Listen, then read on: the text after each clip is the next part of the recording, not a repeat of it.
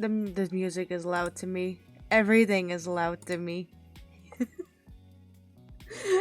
I could change it up. I could lower it. I've already lowered the in-game audio so much. And I've also lowered the volume mixer audio by a lot. And I turned down my headphone audio. Am I getting old? Thought I was getting hearing damage.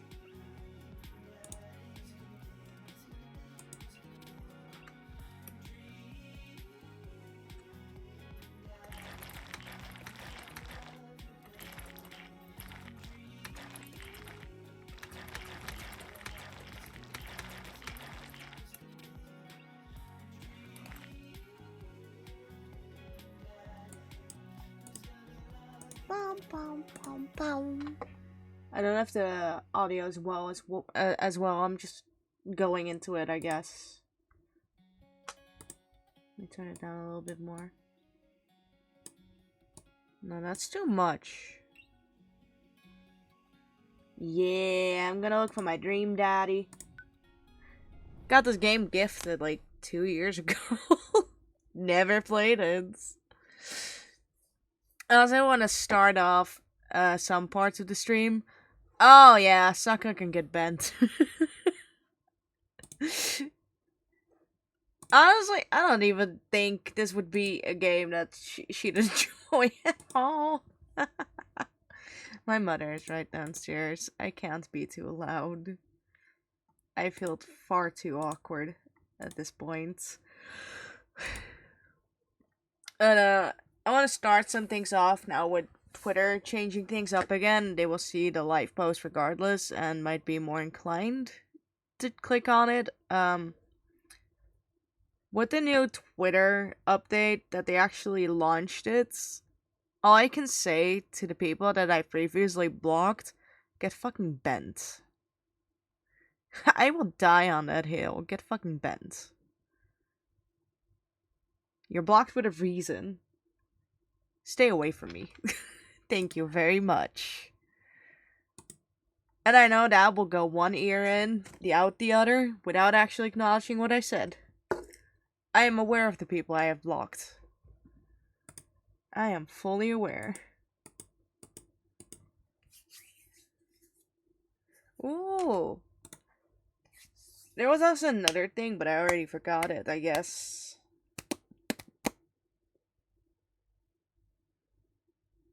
Oh, I'm just tired. I don't want to read all that. Do I have to read? Do I actually have to read? Do y'all want me to read? Probably. The answer is probably yes. If I know the people here, I know enough. So, yeah, tomorrow's Wednesday. Sucker's gonna play Amanda the Adventurer. During that time, I will probably work on the Christmas cards. So if I'm more quiet than usual, I'm probably working on the Christmas cards. Yippee! I love it when people like the things that I've made for them. Makes me happy.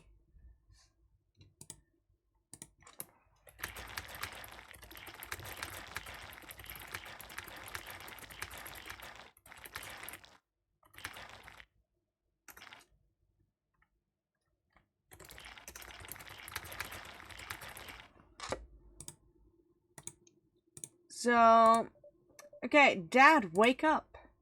Wake up, pretend to be dead 5 more. Pretend to be dead. Let my tongue out of my mouth and stop breathing. Amanda shakes me.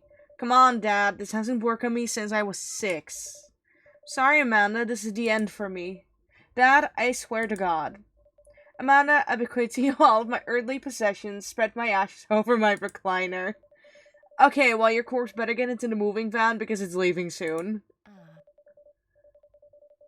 I finally open my eyes and sit up. I'm lying in the middle of the living room, spooning a moving box. I yawn and stretch.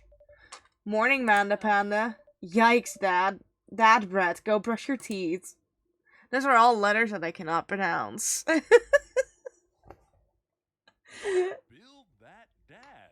Oh, God.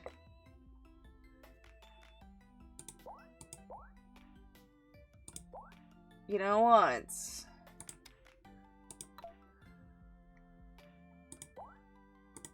I didn't know this was a part of it. I didn't know. Oh, not the man bun. I love a man bun, but not now. Oh, I'm so... No, absolutely not. Oh, no.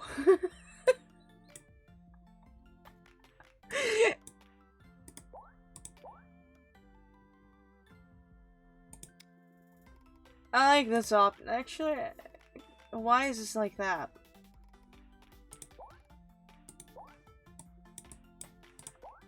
God, I'm so picky when it comes to men.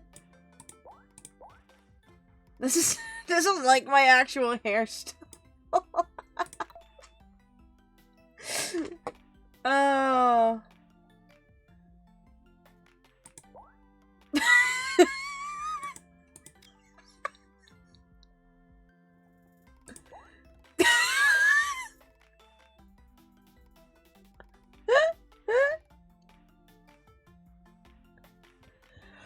Oh God, beautiful.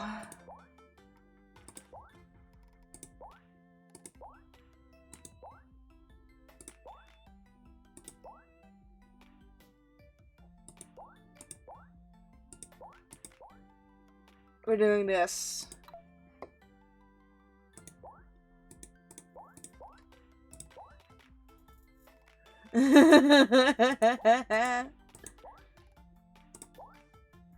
I'm also gonna be dead fucking honest. The body type, I don't mind that. I'd actually like that body type.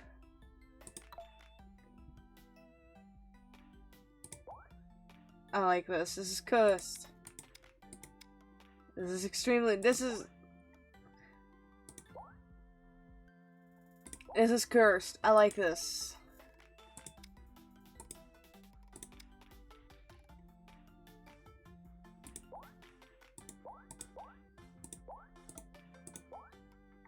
The eyebrows make such a big impact on the eyes. It's insane. I think I'm just gonna stick to this one. Personally, I dislike facial hair, so... But it fits better with the hair, I guess.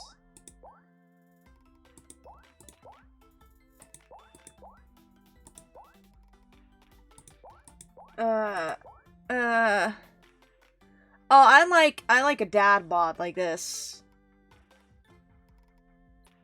You know those gym rats with their fucking six-packs? Yeah, get the fuck out of here. No, thank you. I don't want that shit. What the fuck? I like me. If I'd go for a man, I'd like them thick. They gotta be squishy, huggable. Why the fuck would I want someone who I can't even hug properly because they have such a fucking... They have abs from here to fucking Tokyo?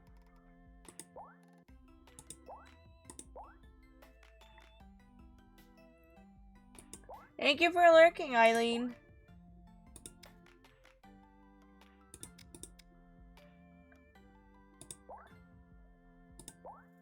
You know what?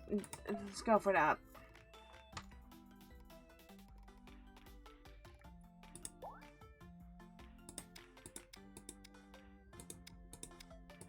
Some little changes. Speaking of glasses, I need new ones again, because mine are fucking broken. Oh, piercings! Yes!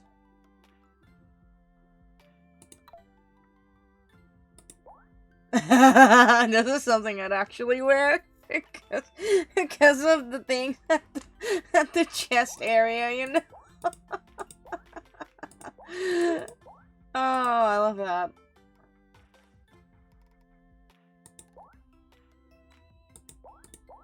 I love that. Same thing, but I like this. Are we just gonna name them Fee? I think we're just gonna name him Fee. For the fucking...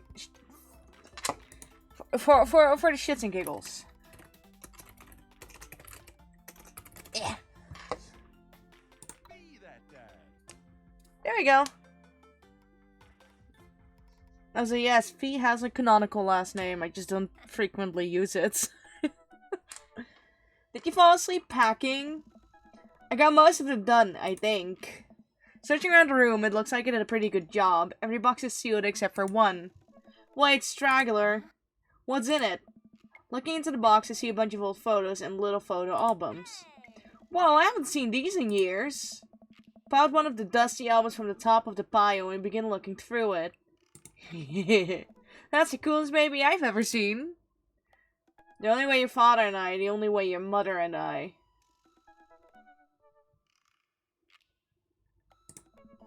The way your father and I could get you to stop crying was to put the sunglasses on you. But whenever we tried to take them off, you start crying again.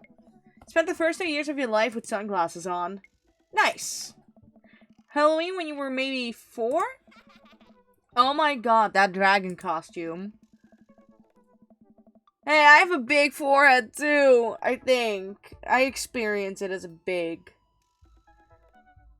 It's very fitting with this hairstyle, unfortunately. It exposes your whole forehead. So even if it's like a smaller one or a big one, it'll look big regardless. Because there's so much space. Oh no, I don't have a big forehead. I have to feel. I have a copper feeler. Ooh.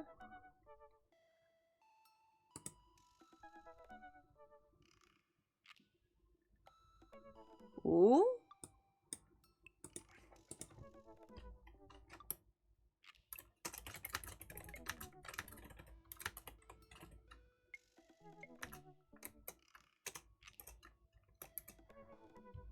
Can I steal Shroom's art abilities? Can I just steal them? Like, hand them over? That's mine now? I think I gotta do that. Couldn't decide between being a princess or a dragon, so he went with both. Princess Dragon. I don't remember crying in that dragon costume.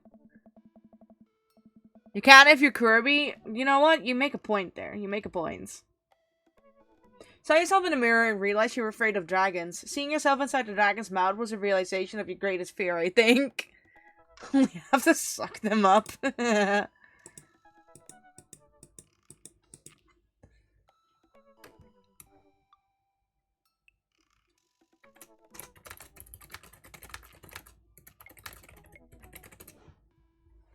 Yeah, I want to. Shroom isn't at the PC now, so they can't be in the chat. But I want to steal the art ability. What is Witch Hit? It's free on Epic. That looks interesting. Right. Yup. Definitely repress that memory. And this was you and your horse face. I love the art. It's so cute. Dad, I believe you named that plush horse Sir Horsington the Brave. I don't think that was his. Amanda lunges for the photo, but I quickly snatch it away and hold it above her head with my superior dad arms. Nice try, but this is important blackmail for later down the road. Go ahead and try me. I've seen pictures of you and your ska band. Ouch, kid. This communist manifesto had a chance back in the day. Look off into the distance and reminisce about the rad horn section. God, I can't read today. Hey, it's Emma P. No, Dad, that's Emma R. I didn't meet Emma P until high school. Honey, I promise you wholeheartedly that I will never stop mixing those two up. Dad, Emma R has been my best friend since I was 7. Give it like a little bit of effort.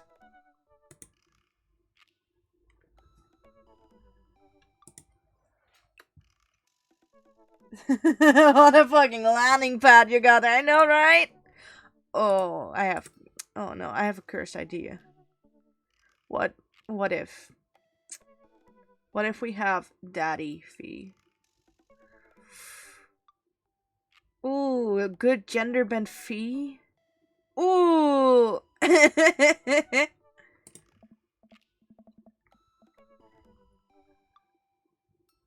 was. It was sad. Oh my god. Oh, right. Emma P was the one who tried to steal people's pets, fired a flaming tennis ball at the police station, pooped her pants during a sleepover. Oh, fired a flaming tennis ball, lighter fluid, tennis ball, tennis racket, right? That was you. Why is that something I'd actually do? I do that. Oh, right. I was a wild child. I can't say that. Wild child. I was 6 when you did it. Okay, Amanda. I wasn't aiming for the police station. It just happened that there was a police station in the vicinity of where I wanted to hit a flaming tennis ball. Yeah, I remember you explaining that to the police. They didn't believe me either. Anyway, I gotta show this to MR later. She'll get a kick out of it. First photography award you ever won. Yeah, and it got us a $20 gift card to McFriday's. And then you got food poisoning from the cheesy tostadas blasts. What's a cheesy tostada again? I think you meant food poisoning, you know, with a Z. Dad. Still can drive past McFriday's without gagging. Still proud of you, though. Amanda reaches deep into the box and pulls out one last photo. Neither of us say a word. We stare at the photo for a long moment. Finally decide to break the silence. That was the day you were born. That was the day we adopted you. Technically, the day we adopted you. It's kind of a funny story. The day we brought you home, we got into a car accident. It wasn't anything big, just a little fender bender in the parking lot. But of course, I was freaking out, and the little old lady who crashed into us was freaking out and didn't know what to do. But your father, oh man. He holds my hand and looks me directly in the eyes. The calmest I've ever seen him, he says. It's okay, it's all gonna be okay. He was right, you know. Stare at the picture for longer, maybe too long. I miss him. Can't even imagine what it must be like for Amanda. She pats me on the back. Come on, Pops, we gotta finish packing. The moving van won't wait forever. You're right. Amanda and I pile into the car and take one last look at the old house. I'm actually glad I'm taking a day in between to play this game again. Because this is a lot of reading. But am I glad I'm not planning in Danganronpa just yet, because holy shit. This is gonna fuck up my throat.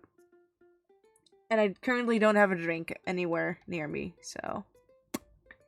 Maybe after I walk the dog, I'll grab a can of, maybe Dr. Pepper. So many memories here. Hard to believe your father and I bought this place almost 20 years ago. Pause? What do you mean pause? We don't do pauses. Hey, remember when I shattered the front window playing catch? Everything's still plugged in because I moved past the... I think everything's still plugged in. I've moved past the cable. He always had very strong arms. Oh, yeah. Too much talking will mess up my throat for a bit. It'll mess up with the vocal cords. It's worth it, though. Hey, remember when I shattered the other front window pretending to be a robot who breaks windows?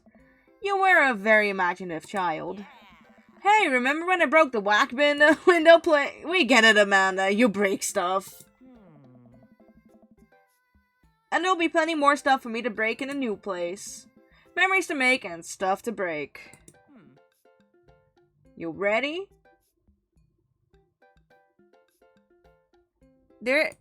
Shroom, honey.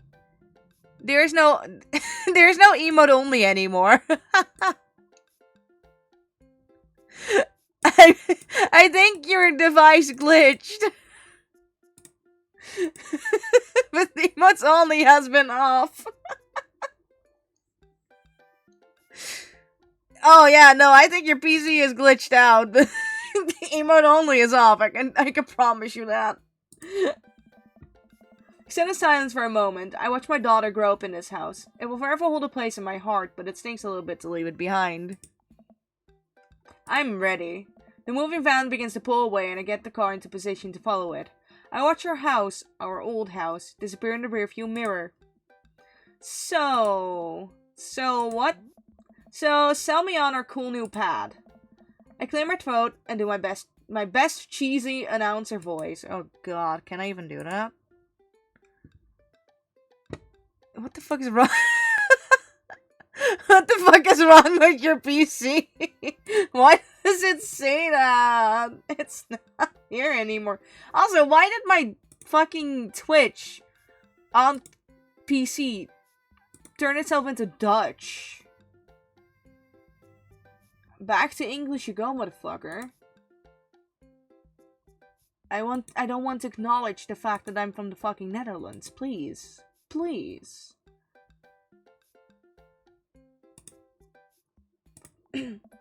Nestled in beautiful, scenic downtown Maple Bay, our new house features washer and dryer hookups. You go for the abuse and then you head pat me? I'm into that. A 2-car garage, multiple places to sleep. I like the first answer. Honey, have you ever had dirty clothes? For most of my life, yes. Won't worry about that no longer, as our new place features machinations that will not only clean your clothes, but dry them directly thereafter. Yeah, I'm too lazy to move it around. An upper-class luxury, I fear. The concept of clean clothes is no longer in the hands of the fat cats upstairs. Anyway, it's also smaller than our last house. Cozier, one might argue. Good spin. I think it's great. Won't we be closer to a lot of cool stuff that we can walk to, so I don't have to waste gas? And I mean, trying to park downtown is, you know... Amanda, you know you're gonna have to learn how to parallel park at some point, right? You smell? You smell? Yeah, a bot? You smell a bot? You smell a bot?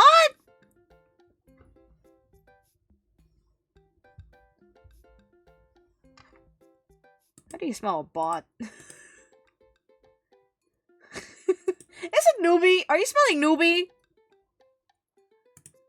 You can't go Newbie. No, I'm kidding. You smell a bot? Sniff's viewers? Oh god.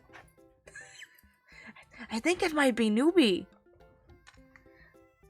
Otherwise we fighting. Oh, wait, that might be... Oh, I see what you mean.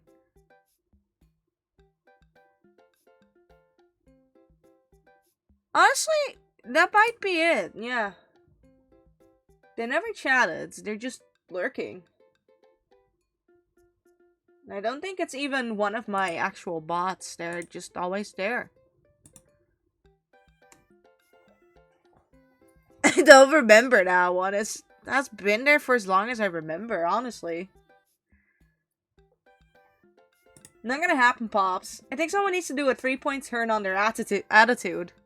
It is a person? Ah, times I just in case it is a person, yeah. I've seen them, like, around every so often. I don't remember having a bot in my channel with that name, and it should be automatically a moderator anyways. If it's one of the bots that I have a plugin for. God, reading is gonna... Why am I getting abused? What did I do?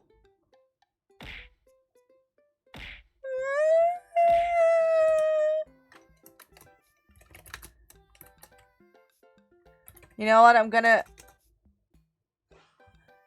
react it out on Newbie.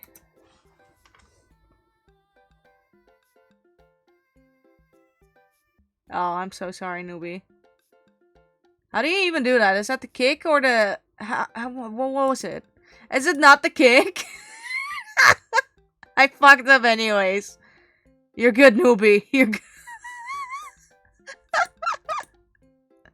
That was kick! Is it not?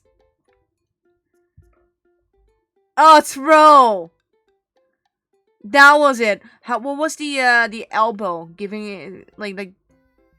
What was elbowing the frog? I need to remember these. I got a big ass. I don't know how to do that either. Have you met the neighbors yet? Not yet, but the neighborhood seems pretty quiet. So you won't have to chase any rowdy teens off of your lawn? You are the very teen you mock when you say that, honey. From the top rope! Oh! That was jump. Oh no, wait, jump? That's just jumping. From the top rope, you're gonna... whose ass you gonna beat? I'm in my last year of high school. I'm practically dust. Yeah, you're a real... Don't you dare. Oh, it is throw.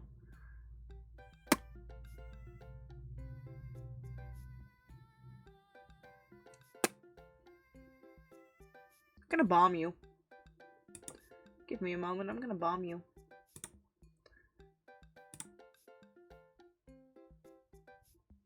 I bombed you.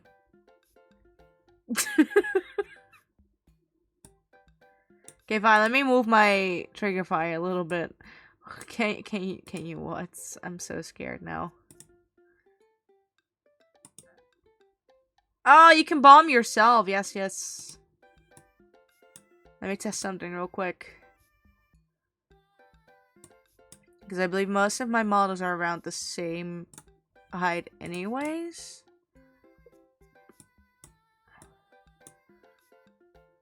This is good enough.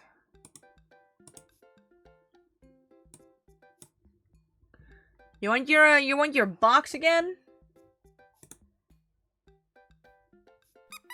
You gotta bonk me? What the hell? What'd I do?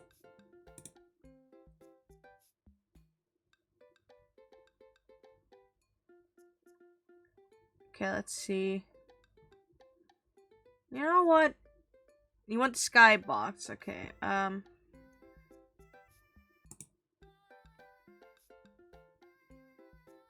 put you, like, right around there.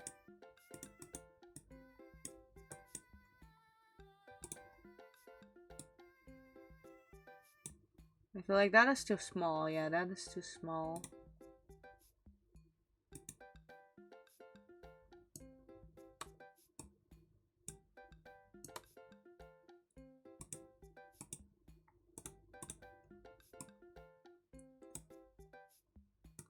Get in there.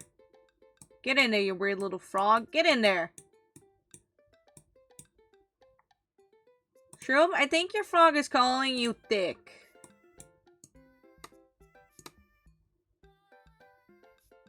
Yeah, I think your frog is calling you thick, Shroom.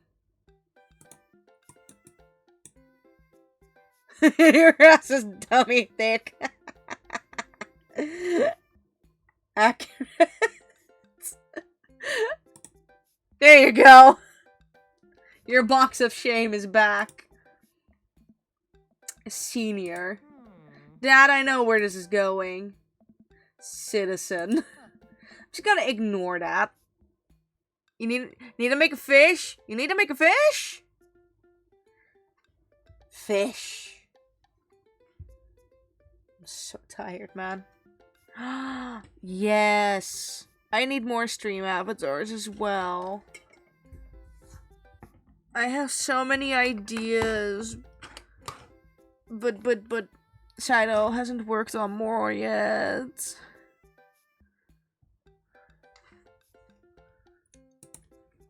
I accidentally clicked out of the game. Fuck. But I won't forget it. So what's item number 1 on the new house agenda?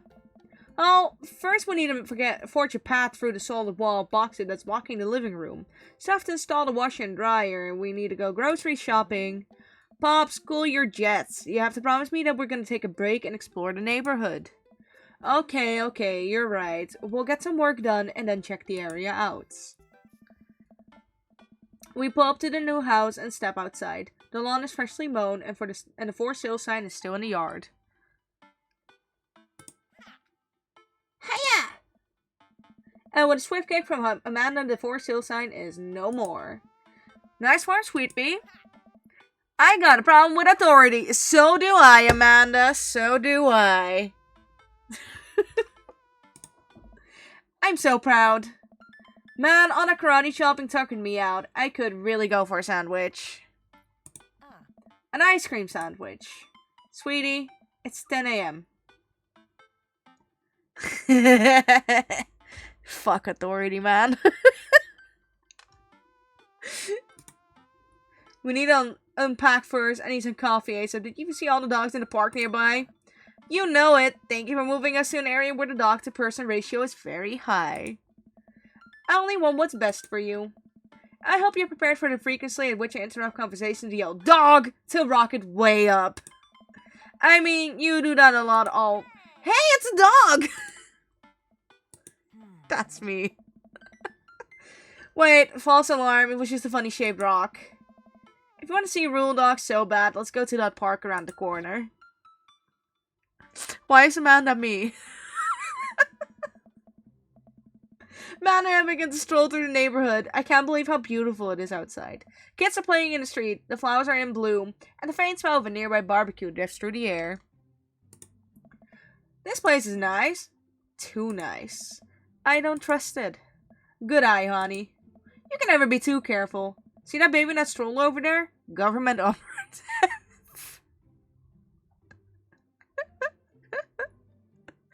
Now I'm just imagining a baby rolling its eye, like, not rolling its head, like 360. You know, the way a fucking owl can do it? Yeah, that. We're on to you, baby. We walk for a while and eventually end up at a small park. Toddlers chase each other around the playground and dogs of all shapes and sizes romp through the grass. I wish my dog could do that. She's a bitch. Pretty crowded, but Amanda spots a nice empty bench. We start to make our way over to it when... Heads up! Of course. Frisbee suddenly hits me in the face. Woof! A corgi!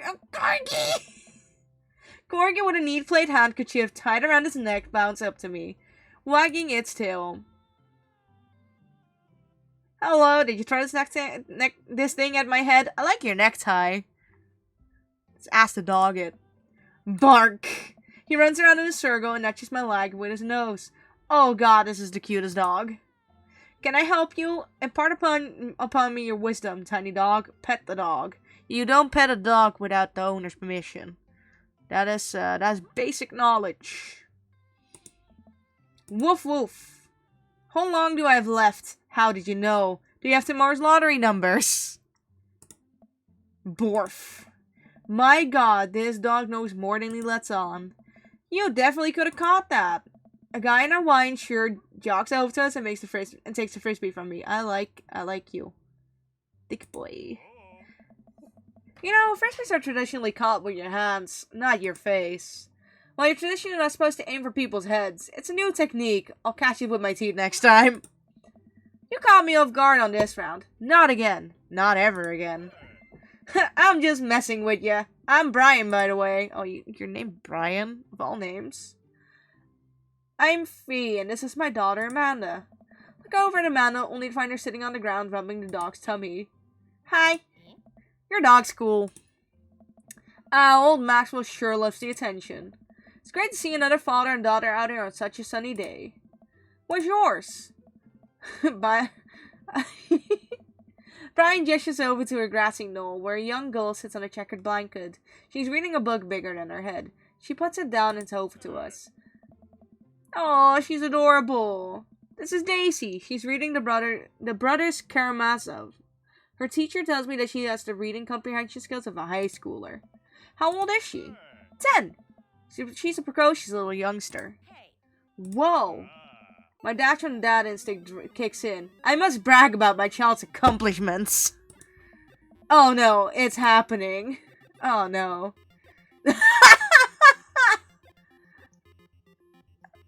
Brian, go on, Daisy. Tell him about yourself. Daisy, that's my girl. Mana, get in there. Okay.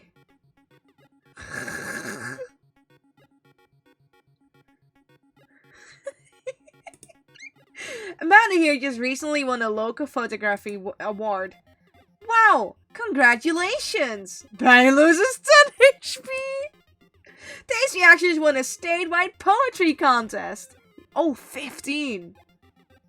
Christ.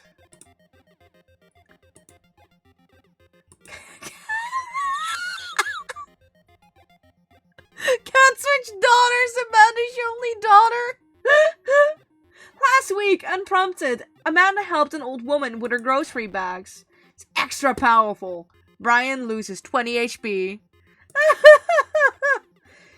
Daisy just started a weekly chess club at her elementary school computer lab. She's the president too, of course. Dang, my high school doesn't have a chess club or a computer lab. You lose 10 HP. Amanda's in all honor classes this semester. Brian loses 10 HP. Oh, really? I'm actually talking to Daisy's teacher about having her skip a grade. Even Amanda kind of bristles at that one. Ooh, you lose 20.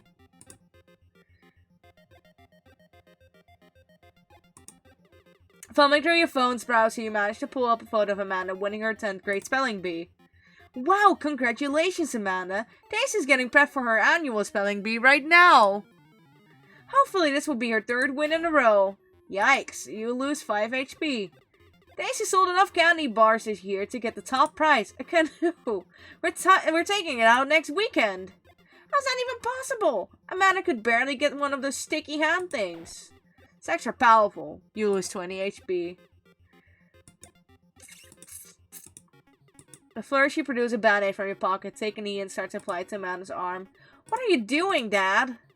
Being a protective parent. Anyone would agree it is an unusual gesture. Oh, you lose 10. Dang, he's really got us beat. Boy, it's been such a treat getting to meet you two. Did he have to add insult to the injury without being such a gracious winner? So I take it you guys are new to the neighborhood. We just moved in. Do you live around here? Yeah, we live in the cul-de-sac down next to the coffee shop. What a coincidence! That's where we live too! Small world, yeah? Yeah, Daisy and I are in a little ranch-style house on the corner. No, that house is just like ours, but slightly bigger and better landscaped. Does guy have to outdo me at everything? Yeah, I lost my first battle. You know what? He can have it. He can have it. His daughter is younger, you know? His daughter is younger than mine. What a lovely place. Well, I don't want to take up any more of your time. Really nice meeting you guys. You have to stop by at some points. Yeah, definitely. Bye. Brian and Daisy walk further into the park with Maxwell happily trotting along in the tow. Do you get the feeling that was trying to one-up us? Trying and succeeding. I can't believe that kid is only 10. What was I even doing at her age? I believe you had a bit of a thing for horses. Shame that didn't pan out. Could have majored in comparative horse studies. I think most young girls had a thing for horses at some point in their life. I mean, I know I did. I did horse riding for a little bit. Here's some Felor. Because apparently people are surprised when I say it. I did a little bit of horse riding. No. At my last internship, for when I graduated, I actually did my internship at a place where most of the horses had like behavioral problems. It was lovely having my internship there. And they had so much faith in me, man. Like they once left me alone at the company the whole day because they had something to do. They weren't like, okay, you stay home that day because none of us are home. No, we trust you enough that you can do this on your own. And you know what? I did. I brought the horses out on my own, my itty bitty own. Took care of the horses. Fed them. I think that's a moderator only thing, newbie.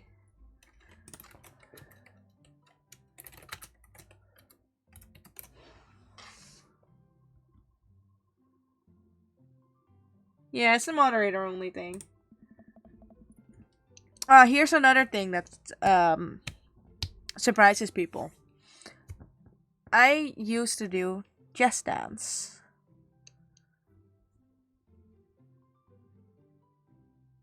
Anyways, It's not too late to minor in horse creative writing.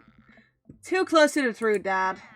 Let us never again speak of the fantastic adventures of Sir Horsington the Brave, an epic in 7 parts by Amanda Ebenfall. No, Jazz Dance. Like Jazz. Jazz. I was also very competitive in the Just Dance Wii game. That's all I remember from that time. I used to do Just Dance, and that's it. That's all I remember. I also used to do kickboxing and judo. Kickboxing was a lot of fun. We'll laugh off the hour's epic and walk around the park a bit more, enjoying the day. Go to the coffee shop, go unpack, go take a nap. You know what? Coffee shop. Gotta get my hands on a nice hot cup of the old bean juice or I'm gonna be useless all day. Think we passed a coffee shop on the way here. Maybe we could check that out. Let's do it! Like, apparently, when I brought that up to Fearless, he wasn't surprised about the horse riding. He was surprised about the fact that I used to dance. Which I don't get either way. Most people are surprised at both of them, in fact. We walked down the street to the Coffee Spoon, a cute little place on the corner. Man, this is such a convenient walking distance from our place. I mean, I guess. What's wrong? Why would I go somewhere else and drink coffee on a couch when I could just drink better coffee at home on my own couch and not have to make awkward eye contact with other people? At least when I'm home, some random guy isn't going to come up and sit on the recliner next to me and I won't feel like a little weird about it because technically he's not sitting at my table, but he's very much within my personal zone. Dad, and what's the etiquette when you have a dirty mug? Is there a bin? Do you go set it up on the counter because you don't know where else to put it? Or do you leave it there and fill your face flush hot with shame as you consider the possibility that there is in fact a bin somewhere just out of sight and now you're that jerk who left our mug? Dad, are you just afraid to meet new people? Yes, Amanda! We walk inside. No, that's me. Well, hello there. The inside of the coffee shop is incredibly warm and inviting. Final records line the walls and patrons lounge around on well-worn-in couches. Some cool tunes spin on a record player next to a little stage. Welcome to the Coffee Spoon, guys. How's it going? What's with the name? Oh, it's kind of dumb. Gets mentioned in this poem I like, and I thought it was a good idea at the time, and I suppose now it's still a good idea because, like, the business is still running. But people ask me that question all the time, and I give them the same answer every time, and now I'm standing here rambling, and I'm sure you're all getting more and more uncomfortable with the more I keep talking, but man, we're in it now and I can't stop.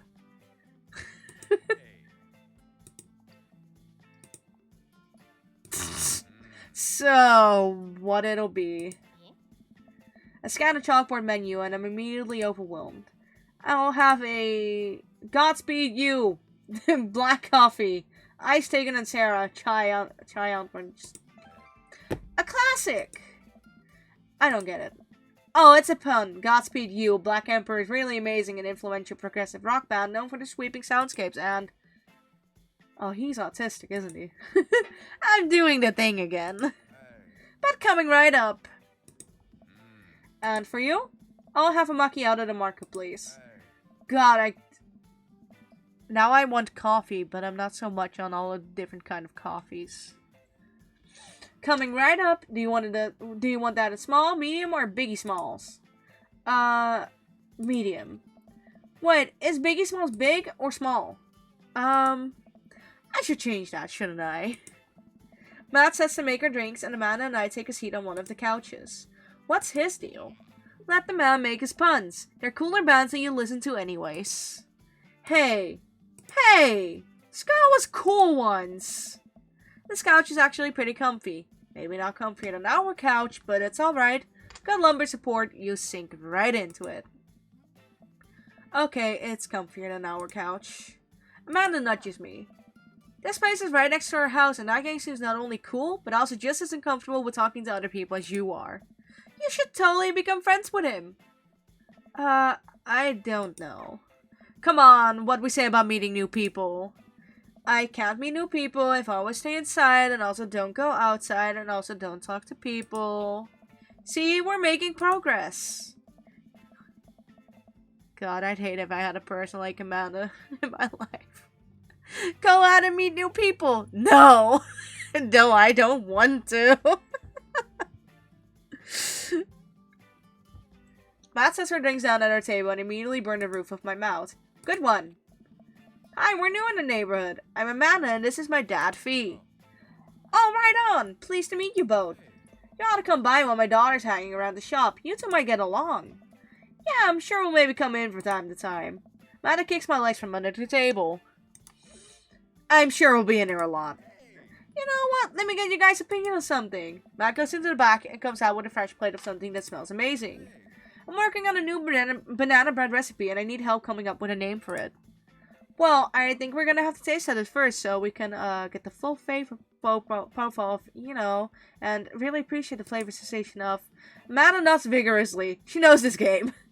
Yeah, we need to give the banana bread a taste if you want us doing free creative labor. I think that would commensurate with, thought her well. We have trained for this day.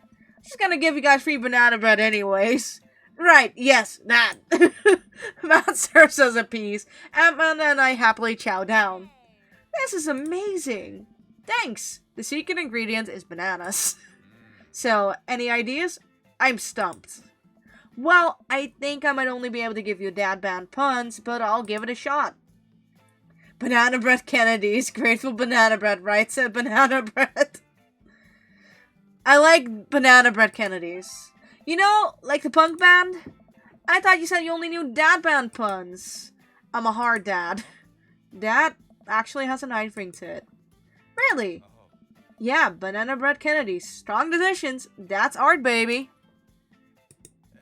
I didn't say baby because I thought it would sound cool, but once I said it, I realized it doesn't sound good coming out of my mouth, and maybe I should just leave baby to the professionals. Enjoy your coffee. Thanks, baby. See, it sounds good when you say it.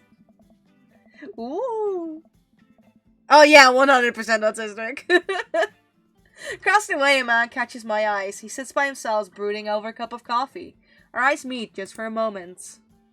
I like his look. I hastily look away, hoping he didn't catch me staring. Who is that? We finish up our drinks and head out. Thanks for stopping in. Take care. Okay, now that we're full of caffeine, where to? Get back to unpacking. I need a nap. You know what? Nap sounds great, but I think logically, unpacking is great. You ate raw chicken? Noobie, no. Noobie. Got a lot on my plate right now. Did you know that moving is one of our biggest source of stress for adults?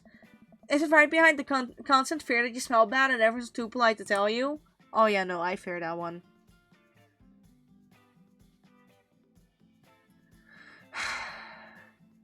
How much raw chicken did you have? Like a lot or a few bites? Because a few bites would still be decent-ish, I think.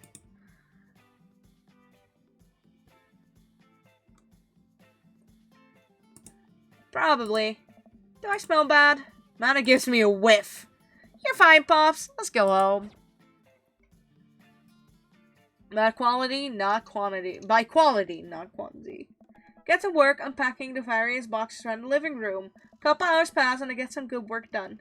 The washer dry unit is both washing and drying, and we can actually walk through the living room without tripping over boxes. The chicken tastes so good. How do you know it's still raw? Was the inside still raw? First visitor already? I walk over to the door and open it. Hello! A handsome, clean-cut... I don't like you already. Oh, yeah. A handsome, clean-cut man stands in my door, brandishing a plate of cookies. You can keep those cookies, buddy. Hello? Oh, where are my manners? My name is Joseph. I'm your next-door neighbor. Oh, yes, hi. I'm Fee. That's what my name is. Look, I like Barbie, but I don't think I'm a fan of Joseph. Saw the moving van and thought I'd bring over some cookies. My daughter Christy wanted me to let you know she baked them herself. My mom is asking what my sister's ear piercing is called. Fuck. I know what it is. I know what it is. I can't remember the name. Is it a conch? No. Why does she even want to know?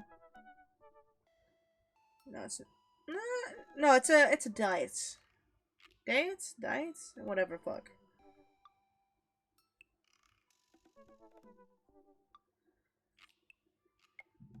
The one my sister doesn't want to believe that I have piercing knowledge. When I myself have a septum, a nose ring, lip ring, eyebrow, multiple piercings in my ears. But no, I don't know what I'm talking about. Clearly, I don't know. It's not like I look into piercings a lot, because, you know, I like piercings. Who would have known? Joseph leans in and whispers. The one inside of her ear, yeah, the one on that little part in her, yeah, that's the one. Mother, please. I am on the piercing side of TikTok. But between you and me, she just sprinkled it in the chocolate chips. We both share a laugh. Kids, right? Wow, cookies, huh? So nice to meet you. Joseph hands her the plate of cookies with a smile. Well, thanks for the cookies. Amanda disappears with the cookies. Amanda, come. She's gone. That's my daughter. Her name is Amanda. She's a charmer. Daughters are tough. Sons are also tough. Children in general are just tough. They are. I hear that. I mean, there'd have to be something wrong with you to try and raise more than 2. I have 4 kids. What have you done? Oh, I meant... Don't worry, you didn't mean to be rude. Oh no, this is the first neighbor I've met and my social life is already in a tailspin. I wonder if it's too late to move again. Yeah, okay. Is the missus around? Mister, actually, and, no, not anymore. He died. Oh. I'm sorry for your loss. No, it's alright. Wow, this is uncomfortable. We stand there quietly for a moment, actually aware of how awkward we both made things. I'm sorry. Can you close the door real quick? Yeah! Newbie, have you not laid the relations to the game yet?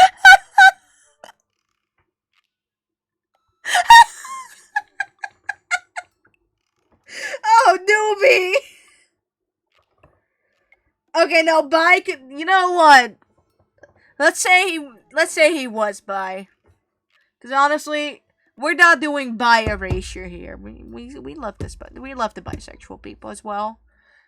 Let's say he is bi. Oh, my mother wants me to come downstairs real quick. I'm also gonna force her to walk the dog immediately, so I don't have to go BRB again.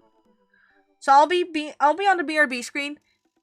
Please do not judge for how long I'm on the BRB screen. I cannot control how long the dog takes to do everything she needs to do. I would have hoped some people could understand that, but apparently that's a difficult concept. But dogs are difficult, for those that don't know. My dog is difficult. So BRB.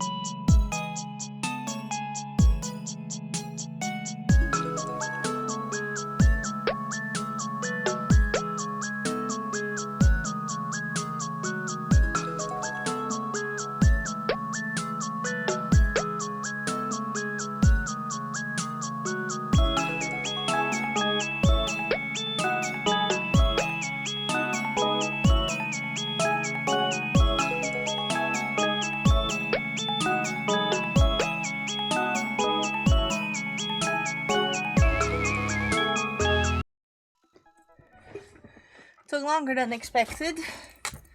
I am alive, I think. There we go. My back hurts. But my mom called me downstairs to help pick out a piercing for my sister's birthday. Because she doesn't know her piercing stuff.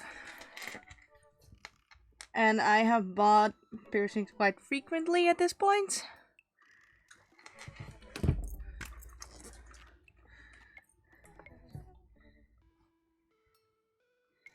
fuck does this do?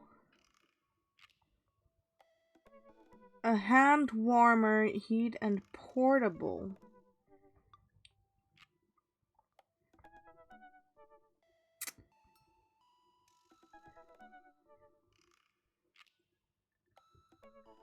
The heck is that?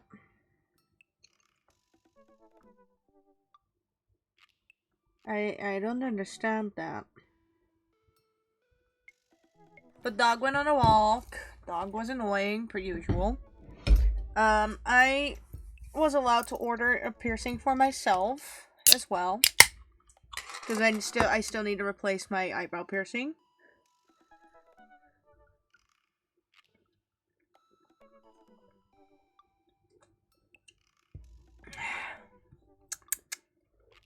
Tasty. Give me a moment to regulate again.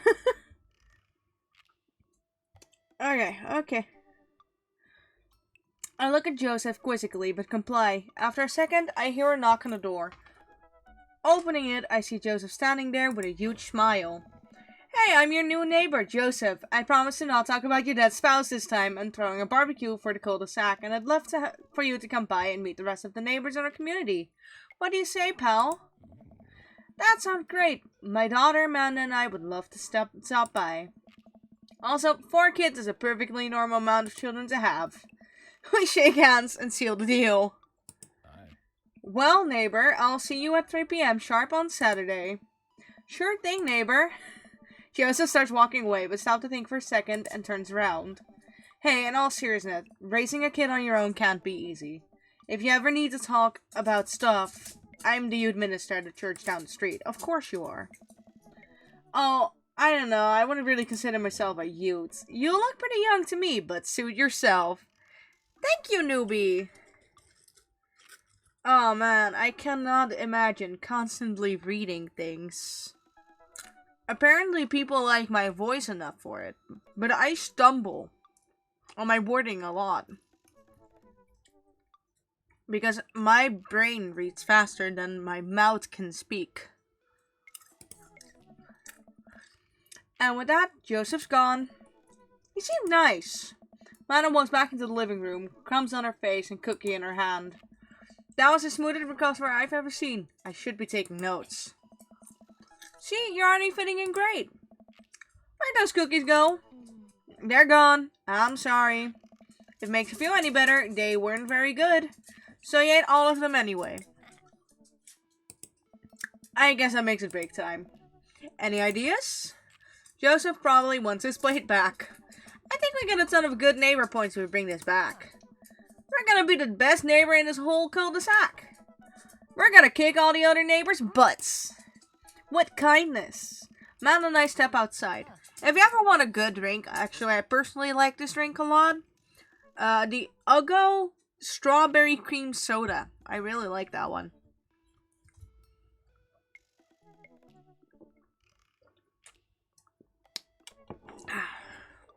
It's not even sponsored, but I just really like that one.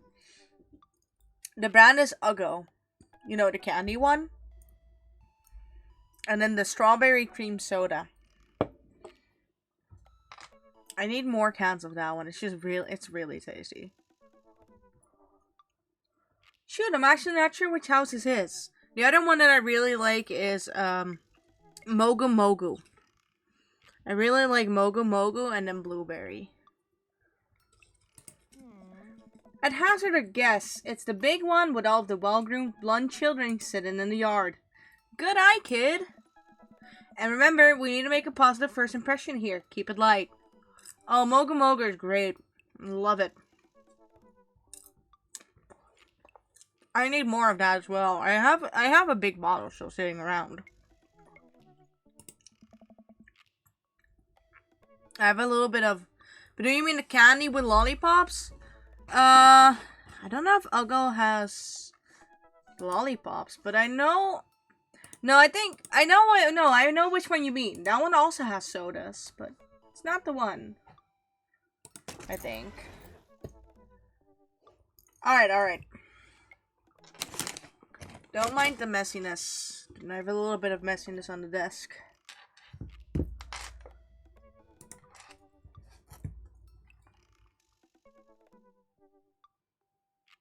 Focus, please.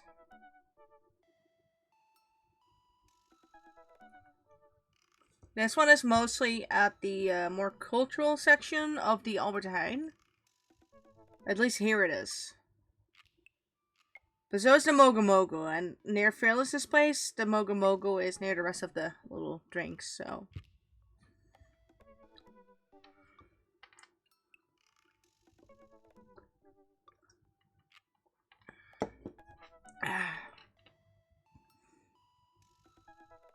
I genuinely need a bigger pack of those. And they don't even come in 12 packs or 6 packs. You have to buy them per fucking can. There we go.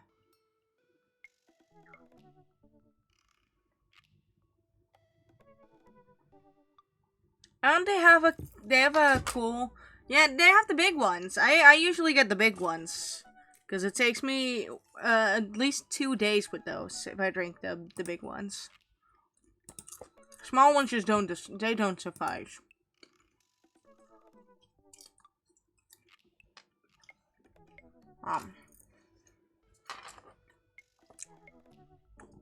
But these cans also have like a red little can tab. I collect can tabs.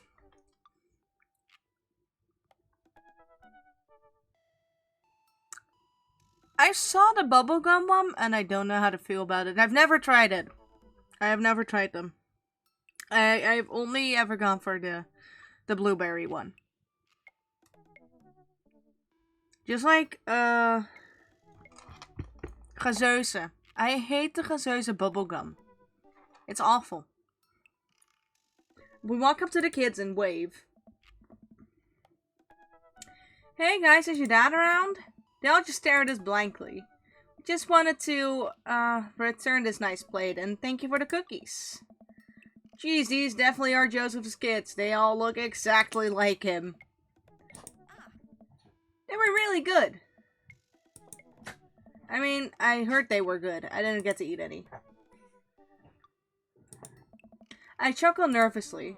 Well, okay, we're just gonna sit this plate down on the ground, real gently, and then back away slowly, right, Dad? Dude! Yes, hi. Can you stop that? My dog just went crazy on my bed. Going growl, growl, and rubbing her face on my side of the bed. Dirty little skank. I'm grabbing my newly acquired, blanket again. Got a blanket with skulls on it, and potions. And books, I believe. It's nice and soft. Dang it! I forgot my slippers downstairs. The kids' eyes bore into us as we scurry away. I can feel their gaze on my back even as we approach our house. I need something to get my mind off of those carbon copy kids. Need to rest my eyes. You've been awake for what, 3 hours? And that's 3 hours too many. God, I feel that.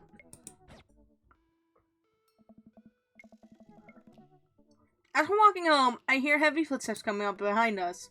Fee, bro! Turn around and I'm greeted by a familiar face jogging up to us. Oh, him! Craig? Bro. Holy wow, I haven't seen Greg in forever. It's been too... the way he goes, oh. Hello. You're begging for my popcorn, and I don't appreciate that. Yeah, you're being nasty. Chat, what do we say? Does the dog deserve a popcorn? Does she deserve an itty bitty piece of poppycorn? Alright, fall off. Fall back on the floor, I guess. Ew, she just burped at me. Disgusting cretin. Been too long, dude. Yeah, wow, you look great. Yeah, I cleaned up my act. Cleaned up his act? Are you kidding me? He's ripped. Man, this is my friend Craig. We went to college together. We were roommates for a while, too. Amanda, dude, you probably don't remember me, but you're so big now. Hello, and hello, cute baby. Aw, thank you. The last time I saw you, I think you were about her size. This is River. Say hi, River. Picks up her tiny wrist and waves it around. River gurgles happily. Are you babysitting? Nah, dude, River's my kid. Man, it has been a long time. Feels like 1 minute we're rolling up to exams with bad hangovers, and the next we're both fathers. Where you been, man? Just working out in California and just relocated the business back to Maple Bay. Dude, stop whining at me. Stop it! You can't even sit there. You're gonna fall. You can't lean there either. You're gonna fall forward. And you know what I will do? I will laugh at you if you fall. Yeah. I won't treat you any different than I would a child or another person. I promise I love my dog. I promise. It doesn't seem like I do, but I do. She's got to learn the hard way. No kidding. Amanda and I just moved to this side of town. How's Smashley doing? I mean Ashley. Ashley is her name. She actually still goes by Smashley, and we got divorced last year. Oh, dude, I'm so sorry. That's old news. We take turns taking care of River and the twins. It's all whatever. Twins? You have 3 kids? Ain't life something, bro, right? Kegstand Craig is a father of 3. Kegstand Craig. Oh, yeah, it was my old college nickname. Got it because I did a lot of keg stands. It's that thing where you do a handstand on a keg and then drink from the keg. Right. That's very good at it. Ah, bro, I hate to be that guy, but I'm in the middle of my daily jog and I really gotta keep up my heart rate. Brought River along for, resistance training. You jog daily. I jog yearly. On January 1st, when I promised myself I'm gonna jog daily for the rest of the year, but give up after 30 minutes and just walk home. Well, it's never too late to get back into it, dude. You should join me sometime. I don't know. Come on, it'd be fun. We could grab breakfast afterwards, catch up. We could do a bro brunch like the good old days. Alright, sure, sounds great. Great, let's get that going soon. I better get moving. Good to see you guys. Craig gives a little wave, puts his earbuds back in, and jogs off. I can't believe Craig is ripped and has kids. I'm reeling. Why is that? The Craig I knew was not fit to be responsible for any living thing, including and especially himself. One time I watched him drink an entire jar of marinara sauce for dinner. Man, he opened up a new jar of marinara sauce, and then he drank it like it was a thing that normal people do. It was unholy, and then I asked him what the hell he was doing, and he said, and I quote, "It's basically a smoothie, bro." I mean, technically, he's not wrong. He jogs. He was jogging. It's like a totally different person. Anyway, we better get home. I'll have plenty of time to reflect on how old I feel later. Mana and I flop down on the couch. Mana has to shove some empty boxes out of the way before she can sit. Too bad we're gonna be putting my stuff right back into these boxes in a few months. No, don't say that. Oh, Dad, it's gonna be okay. I'll be fine. I know. It's just, you're my little girl. It's gonna be weird not having you around. I'll come visit, and I'll text you every day, and I'll take lots of pictures. I mean, obviously, I'm a photography major. You promise? Of course. Are you gonna be okay by your lonesome? Oh, come on. I'll be fine. I'll get a dog or something. A dog? Forget art school. I'll stay for the dog. Is that what it's gonna take? Medium-sized dog, handkerchief around the neck. I get to name it, and then that's what it'll cost for me to give up on my dreams. I'm a woman of simple wants and needs. Well, a dog is a lot cheaper than college. Amanda laughs. Suddenly, a pop envelope site for the mail slot. Speaking of college, Amanda darts over to the envelopes and shuffles through them. She pulls one out and throws hers back on the floor. This is from McGowan College of Art and Design. Open it, but I'm scared. It's just an envelope. Yeah, it's just like my entire future, not a big deal. She takes a deep breath and rips the letter open with her teeth. You have a letter opener, but okay. I'll hold my breath while Amanda's eyes dart back and forth, scanning the letter. What does it say? The admission committee has reviewed your application, blah blah blah. Her face drops. Regret to inform you that we are unable to offer your admission to McGowan College of Art and Design. Amanda throws the letter on the coffee table. Oh, sweetie. It's okay. I kinda saw it coming. I knew I shouldn't have put that experimental stuff in my portfolio. Their admission officer told me they just wanted to see portraits or whatever. I pull Amanda in for a big hug. You're an amazing photographer. I know how much work you put into your portfolio. Some other school is gonna want to snatch you up for sure. Yeah, I know. It's fine. Are you actually fine, or are you just saying that? I'm fine, really. My face says the opposite, but I probably shouldn't push her on this. Oh, and before I forget, Emma R and Emma P are sleeping over tonight. So... You need me out of the way because I'm painfully uncool? I'd choose more delicate phrasing, but yes. Well, I'll have you know that I conveniently already have plans for tonight, so you have the new place to yourself. Yeah? What are your plans? Quick, think of plans! I am secretly the mayor of this town. Gotta attend the union meeting. I'm going clubbing. I'm gonna put on a nice outfit and go tear it up on the dance floor. All the hottest dance moves. The lawnmower, the sprinkler, the running man. You know, the ones all the kids these days are doing. Alright, but I'm not gonna come pick you up if you pull anything this time. Not again. I'm just kidding. I'm actually going to go to bed, go out and watch the game. I'm wiped. Have fun with the Emmas. We'll try to keep it down. I know you're not going to, but I appreciate you saying that. And don't forget that you have the meeting with my English teacher tomorrow. Oh, right, Mr. Vega. Yup, totally remembered. I'll be there. Awesome. Night, Pops. I wake up to a text from an unknown number. Rise and shine, early bird. Still want to work out? This is Craig, by the way. Smiley face. Holy crap. It's 6 a.m.? Who does 6 a.m. anymore? Without realizing it, I drift back to sleep. Whoops, must have winked back out. I checked my phone again. Hey, bud, still want to get your swole on? I'm ready to tear up the track. Hit me up. God, the last thing I want to do right now is work out, but it is Greg. I do want to catch up. Fine, because it's Greg. Hey, my man, I need a few minutes to wake up, but let's meet in 20? After a few seconds, another text comes in.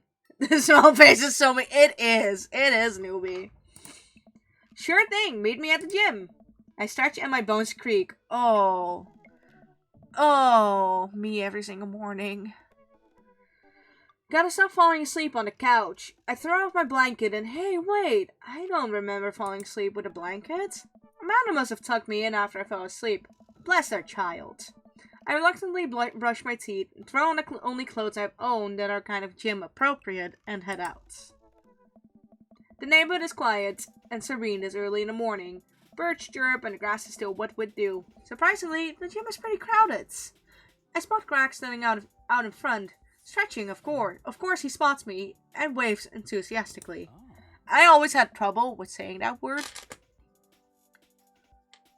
I had trouble saying it in Dutch, enthousiast.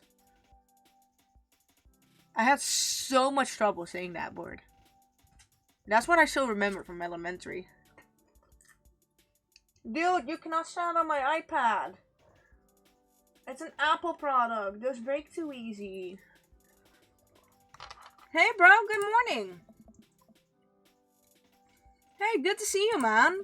I'm definitely not as pumped as he is. Maybe I should have had some coffee before I left. Oh, definitely. You ready to kick some butt? Gotta say posy, dude. With your help, I am. Help! This is it. This is how I die. Oh, it'll be... Aw. I gave him bad rep. Dang it. It's well alright, dude. We'll ease you into it.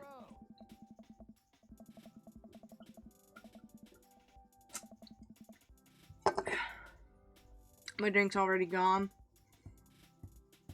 Now I'm sad. I need more. We head into the gym and I'm immediately intimidated. All of these people look like they could break me in half.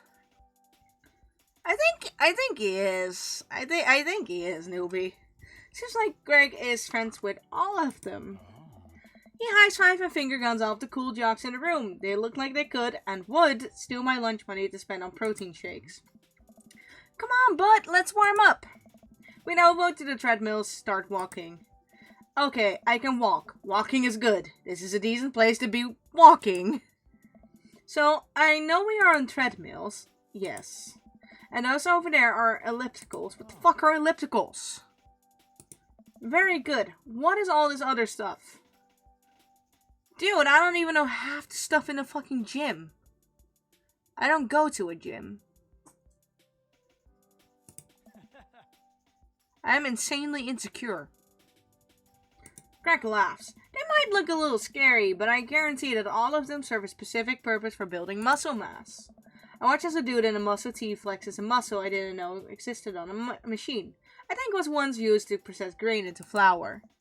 What is that? Why is that guy doing that to himself? That is a good question, bro. What do you think he's doing? Trying to crush people's skull with his thighs, using medieval torture device, bring to some sort of pain god. He's trying to make his thighs so strong that he could crush people's skull with them. Yeah, that's pretty much the only reason I work out. Oh no, Greg is turning up the speed. I better do the same. How long have you been doing the buff thing? Couple years. What do you do when you're not dadding, or working, or buffing? Oh, I coach my twin softball team. That still counts as both dadding and buffing. I keep busy. What do you do for fun? I love learning. I try to live my life as close to a Jimmy Buffett song as possible. I check out my hot bod. I spend most of my time in front of the mirror, admiring my Adonis-like figure that I've worked so hard to sculpt. By that I mean lay horizontal and watch bad television. We're jogging now. Oh god, we're jogging now. I look over to Craig, who hasn't even broken a sweat. How is he doing this so effortlessly? I'm dying. I can feel my life force draining through every orifice of my body. Hey, remember when my fish died in college? No, I don't like this story. Oh my god, is he really bumping up the speed again? I guess I better do it too. Oh, this is fast. This is very fast. And when we're at that party and you vow to make me feel better, you tell me to create a distraction. So of course I do a sick kickstand and get everyone cheering. And then I try to steal a fish from a fish tank at the party with my bare hands like an idiot. And then you drop the fish and it's flopping around and you panic. So you run up to me post kickstand with a dying dirty fish in your hand that you scooped off the ground. And you're yelling at me that we have to leave. So I'm running out of a frat party with a fish and trying to give it mouth-to-mouth resuscitation. And get him home and get him into a bowl of water, but the prognosis was grim. And the next day, he's alive and well. They never did catch the great fish thieves of Grand Rich U. And they never will. I shoot off the end of the treadmill and crash into the wall. Jesus, that hurts. Dude, bro, are you okay? Craig offers me a hand and looks over me for injuries. I'm fantastic. I managed to stand up and rub my back. Doesn't hurt now, but I'm sure it will later. Oh, man. You don't have to push yourself like that. Almost know your limits. Well, I think I might call our gym adventure here. You sure? Yeah. Alright, well, here, I brought you this. Craig hands me a shaker bottle full of thick green liquid. I stare at it, what must be apparent distaste. It's protein shake, bro. Oh, thank you. It does not sound appealing to me. He wants me to drink it. Oh boy, here goes. I take a small sip. It's actually delicious. Wow, this is really good. And good for you. It's my special recipe. Pretty proud of it. Let me know if you ever want to work out again. Maybe we can try running around the neighborhood if treadmills aren't your speed. No pun intended, bro. That's mean. Good one. Well, I'm gonna go put some ice on this everything. I'll see you around. I have never had a protein shake in my life. I leave the gym feeling ashamed. Craig used to order delivery from the pizza place across the street from our dorm, and now he can run circles around me. Literally. Man, I really gotta work on this dad bod. Technically, you have a dad bod. Dude, can you stop whining behind me? Just go to sleep. I get home and lie down on the couch. It hurts to move. Oh god, I'm so old. Me 24/7. Oh no, I must have fallen asleep. What time is it? Shoot, it's 3:55. I'm supposed to be at Amanda's school in 5 minutes. I frantically put on some clean clothes, apply a generous amount of deodorant, and run out the door. I arrive at Amanda's school and check in at the front desk. They gave me a bright orange visitor sticker and sent me on my way. I'm barely awake and feeling pretty haggard, but hopefully nobody will notice. I check my watch, and I'm relieved to see that I'm only 2 minutes late. Wait, was it room 103 or 108? I spot a youth standing at his locker and approaching for help. Excuse me, do you know where Mr. Vega's classroom is? The youth turns around and looks me up and down with heavily lined eyes. Come on, kid, I'm late for a meeting. Mr. who? Mr. Vega. I don't know, have you tried the exit? Okay, wise guy, you're gonna help me or not? Fine, up those stairs and to the left, can't miss him. I head up to the stairs and walk around, unable to find Mr. Vega's class anywhere. After a couple minutes of searching, I head back downstairs. The punk youth sent me on a wild goose chase. Go back to where the low-rent Jared Way... Jared Way is fucking hot, though. Fully ready to give him a piece of my mind, when suddenly a head pops out of the classroom next to his. Shem, don't you have a third period to get to? Fine, Mr. Vega. Wow. Now I'm officially 10 minutes late. I glare at him as he walks away. We're not cool. You must be feed. The period's almost over. Would you mind waiting in the back? Mr. Vega leads me in and I take a seat in one of the comically small students' desk in the back. I might get stuck on this. Alright, where were we? Now who can tell me about the unreliability of the narrator in J.D. Salinger's Catcher in the Rye? Yes, Colin? Colin stands up and does a thing where he blows into the crook of his elbow to make a fart noise. The whole class erupts in laughter. Alright, everybody. Very funny, Colin. Please sit down. Man, I've always wanted to be a voice actor, but I don't think I could actually make it as a voice actor. It's a nice dream to have, I suppose. Now, Holden Caulfield is an unreliable narrator in the sense that the bell for the end of the period rings. All of the students immediately get up and make a break for the door. I was one of those students as well. Remember to do the reading and answer the response questions on page 194 in your textbook. Nobody's listening. Or not, I guess. Mr. Vega turns to me and sighs. Middle schoolers, right? Don't you think high schoolers? But, you know, budget cuts. Right. Thanks so much for coming in. No problem, Mr. Vega. Please call me Hugo. I don't normally do these impromptu parent-teacher meetings, but as I'm sure you know, Amanda's a very bright student, and I'm concerned about her recent behavior. What's going on? Amanda has never been the most engaged student, but I know she cares. Recently, though, she's been falling behind. She's not completing assignments and has been doing rather poorly on tests. I normally chalk this up to senioritis, but this is strange. I thought Amanda always shared everything with me. That even crossed my mind that something might be wrong. I just wanted to ask, is everything okay at home? We just moved. She's fine. She has a tendency to bother things up. We just moved. Well, we just moved recently, but it was only to the other side of town, and Amanda was more excited about it than I was. See if you can talk to her about it. I know she values you a great deal and would appreciate your guidance if she keeps heading down this road. I know how important art school is to her, and I would hate to see her miss out on scholarship money that she clearly deserves. I'll make sure to talk to Amanda. Thanks for letting me know, Hugo. Anytime. On my way out, I stopped thinking for a moment. I turned to Hugo. Hey, Hugo? Yes? Did you ever catch that ride? Yes. I leave the classroom and make my way out of the school. I'm still a little bit in shock that Amanda was able to hide this so well from me. She's always been such a force for positivity in my life, especially after we lost her father. Amanda must be done with classes for the day by now. I'm sure she would appreciate a ride home, and maybe I can talk to her about what's going on. I pull up to the carpool, and Amanda hops in the passenger seat. So, did you have fun gossiping about me? Mr. Vega and I actually just gossiped about our celebrity crushes. So, you talked about Mario Batali the whole time? It was a very productive meeting. I'm pretty hungry. Can we go grab some dinner? Sure thing. Can make something at home. Let's go to the mall food court. Does that sound good to you? Yeah, sure. Why the mall? Geez, can't Dad take his daughter to the mall? Will you buy me things? I will buy you a thing. Singular.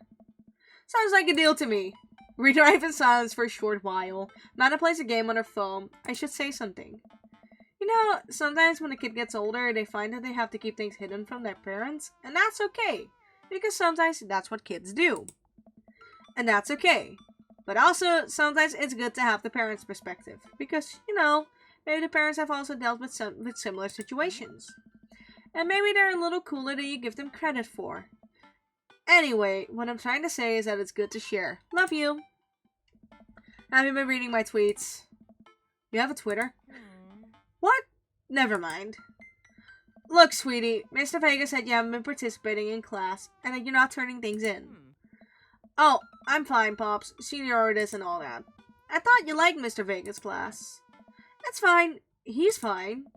We pull up to a stoplight, and I am Amanda. She's still texting. Just, I want you to know that you can talk to me about anything. Uh-huh. I can tell with whatever it is, she doesn't want me knowing about it. That's frustrating. I heard Emma are going to that fancy art school in California. That's exciting. Yep. Are you bummed that you guys aren't going to the same school? Yep. Amanda keeps texting. She stuffs a laugh. What's so funny? It's I don't think you'd get it. Okay. Who are you texting? Noah. Who's Noah?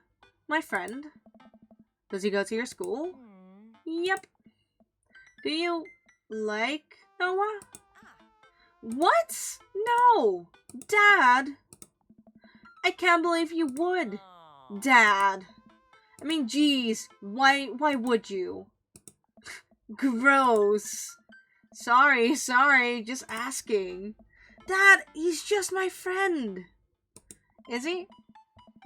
Go, a streamer projecting their daddy issues. We talked about this, broski. No.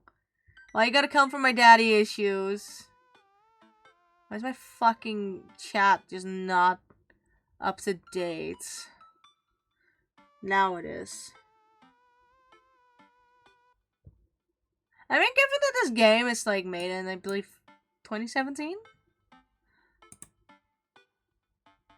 The elbow fart noise is actually, would probably be still very accurate.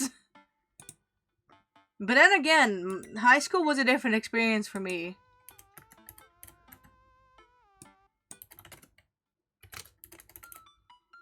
Oh, gotta check.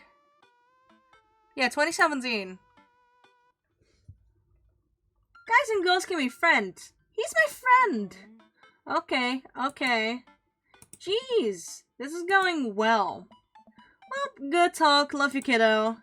She leans forwards and turns up the radio. I guess that conversation is over. To the mall, then.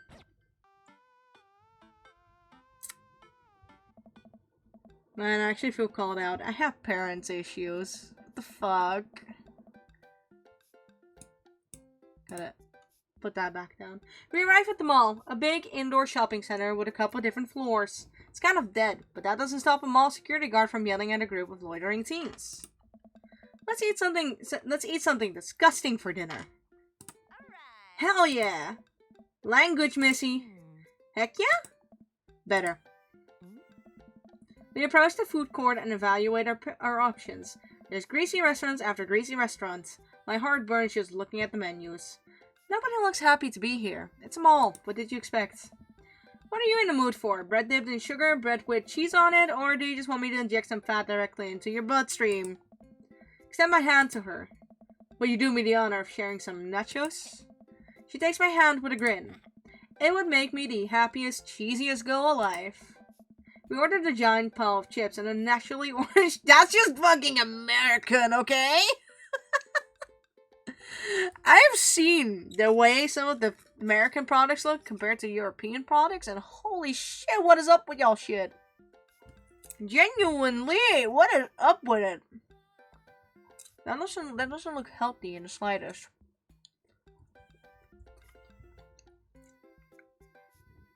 A very unenthusiastic and possibly stoned teenager. We take a seat at a rickety table and dig in. Although, nachos with cheese still sound good right now. These are bad. These are very bad. But also strangely delicious. We have to eat through the pain. We enjoy the fluorescent cheesy goodness together until we're all out of nachos. So, something's been bothering me for a while. Can you explain memes to me? Yeah, explain it to me, Amanda, because I also still don't understand that shit. Which meme? All memes? Amanda sighs deeply and places her head in her hands. Dad, it's complicated. See, memes are an inside joke shared by a bunch of people that get less funny the more people do it. So the problem is that by the time a meme gets to you, Dad, all us youths have already done the joke to death. And what's worse than that is that movies and TVs and video games will try to jump in on meme train, but just based on how long it takes to make them, the meme will be long dead by the time it comes out. So it just dates it and isn't funny. Oh shit, what up? Dad, please.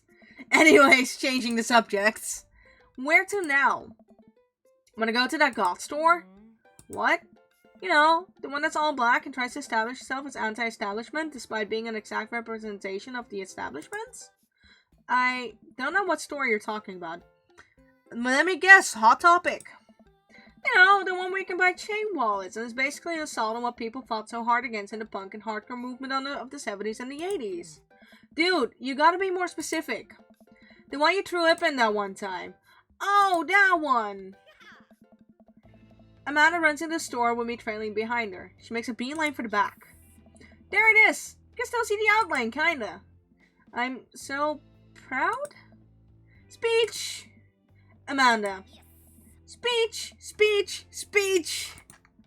Alright, I'll do it if you stop chanting. Amanda stops immediately. I clear my throat.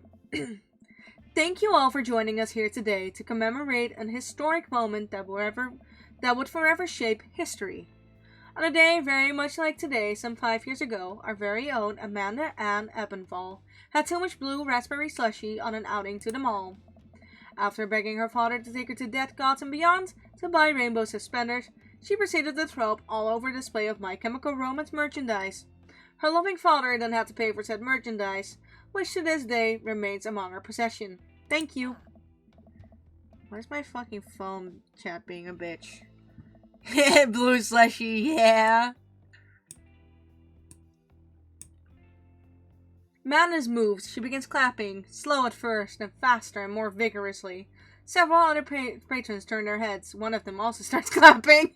I bow my head. Oh hey, chain wallets! While Amanda busies herself looking at band t-shirts, I try to find something of interest to myself. Not much for her dad to look at in Dead God and Beyond. Peruse the band t-shirts, look at ironic mugs, check the clearance bin for hot deals. There's a big cardboard box of marked down items. I'm pretty sure $4 for a purple eyeliner is a good deal. I think. I wonder if it would look good in purple eyeliner. Hell yes, I would. I'd actually wear this outfit here. The femme one. The blue already get purple. Who wanna get purple slushy with me? Look, this is very important to me. Of course you look like that. I like you. I like your style, buddy. I overhear a stifled argument over at the cash register. An older gentleman is carrying a garment and showing it to a bored-looking cashier with pink hair. I can see that. Don't know what to tell you, dude. I just work here. What? Listen, when I bought this online, the website said this blouse was Victorian inspired. However, when I received it, it is clearly held the trademark of Edwardian dressage. Do you want a coupon? I can give you a coupon. Will you leave if I give you a coupon? Is there a manager present? People have to know what they're buying. I am the manager. I see. Well, it would seem that I have outstayed my welcome. Good day, shopkeep. Your superiors will receive a strongly worded letter by post. Whatever, dude. The man wheels around and storms out, his literal coattails trailing behind him. I can't tell if they're Victorian-inspired or Edwardian in nature. Emma trots up to me with a t-shirt in her hands. Oh boy, here it comes. Hey, Deathrun 5000. Yes, I'll buy it for you. Wow, that was easy. Thanks. At least it's only one this time. Amanda plops the shirt on the counter and grins at the cashier. I love your hair. The cashier says nothing and rings Amanda up, radiating hatred. I hand her a 20. So, what was that guy's deal? The cashier rolls her eyes so hard I'm worried she'll pull something. That's Damien. Of course he's named Damien. Why are all the cool people named Damien? Look at Damien from Monster Prom. I like that dude. He's in here all the time. He's obsessed with Victorian fashion or whatever. She hands Amanda her bag and it's clear the conversation is over. We make our way out of the store and head home to get some rest. Amanda and I sit on the couch trying to find something to watch over bowls of ice cream. Oh, cool! Long Haul Paranormal Ice Road Ghost Truckers is on. Your favorite, right? Oh, hell yes. They have to make it over to the Canadian tundra before the ice road melts, but also they're hunting ghosts. Also, the trucks are haunted. This is an episode I've already seen, but it's one of the best. Callum and Flynn Dogbone, the twin brother truck driving and ghost hunting duo. Is that a Winchester reference? Is this a Supernatural reference? And some other show. The greatest peril yet. Oh no, the ghost done got control of the truck. I can't steer on them. I can't steer on them. They're damn ice roads. Let me use this EVP meter to try and communicate with the spirits. Well, it's not entirely Supernatural inspired. Maybe one of some ghost hunting shows, you know? Flint, we're about to die. Almost got it. If you listen carefully, it sounds like it's saying you're going to die. That's because we are going to die. This is art. The episode ends and Amanda excuses herself to go and start arguments on the internet.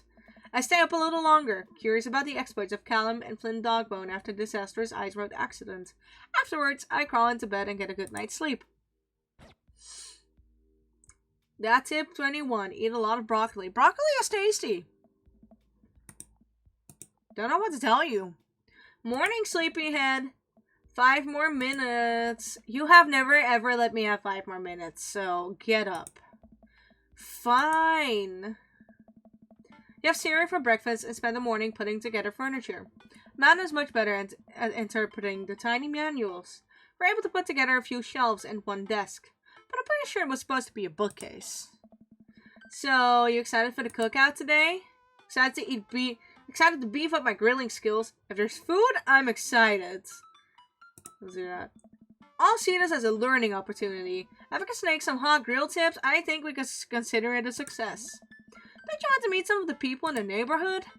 I'll probably end up standing uncomfortably in a corner with a plate of food and hope that nobody talks to me. If you're gonna be a voice actor? Oh god, I wish. I wish. I don't think I have what it takes. I can't read for shit. You're gonna have so many bad takes that you can make a whole blooper reel of me messing up. I've always wanted to become one. Honestly, no clue. The safer work kind, for sure. Oh, my back. I've always wanted to become a voice actor, but I don't think it's for me.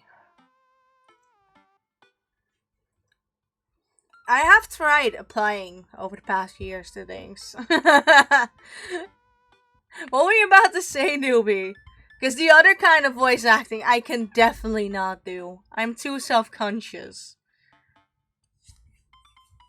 I'm self-conscious in general, so... Oh, yeah, no. No, I could never. You know how people can feel comfortable doing those fake mounts, like even back in high school? Yeah, no, I can't. Nope. I feel so awkward. But I don't think I could even be a normal voice actor.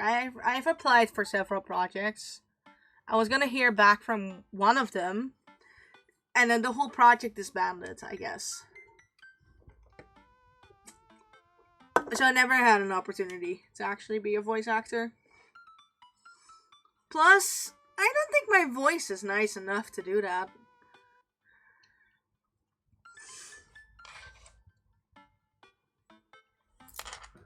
Dad, you're a beautiful work in progress. We will get that butterfly to emerge from the cocoon. Aww, was that a joke? The social butterfly. Well, we better start getting ready. We definitely don't want to be late. What? No, we have to be fashionably late. What shows up to a cookout on time? You know what? We're going early. Just because you said that. I head out the door and Amanda reluctantly follows. Walk across the street to Joseph's house with a store-bought veggie plate. I'm a terrible cook if it doesn't involve a grill. Typical dad. I guess we're not as early as we thought we were. Joseph's backyard is already full with people and the smell of hot dogs wafts through the air. Small children run through a sprinkler and adults chat in small clusters. I set our veggie plate down on the table next to the 2 other veggie plates. Hey, there's Joseph! I wave to get his attention. The moment he sees us, he jogs over, arms open wide.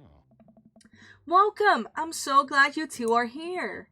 And you brought veggies! Let me introduce you to my family. Kids, come on over. This is Chris, my eldest. I hate this kid. Hi. This is Christian and Christy. They're twins. Do they all start with a C? And are they all in the fucking same light as Chris? They stare creepily and say nothing. Then, of course, there's our youngest, Krish. Of course. Of course! Wait, where's Krish? Maybe Mary put him in his crib.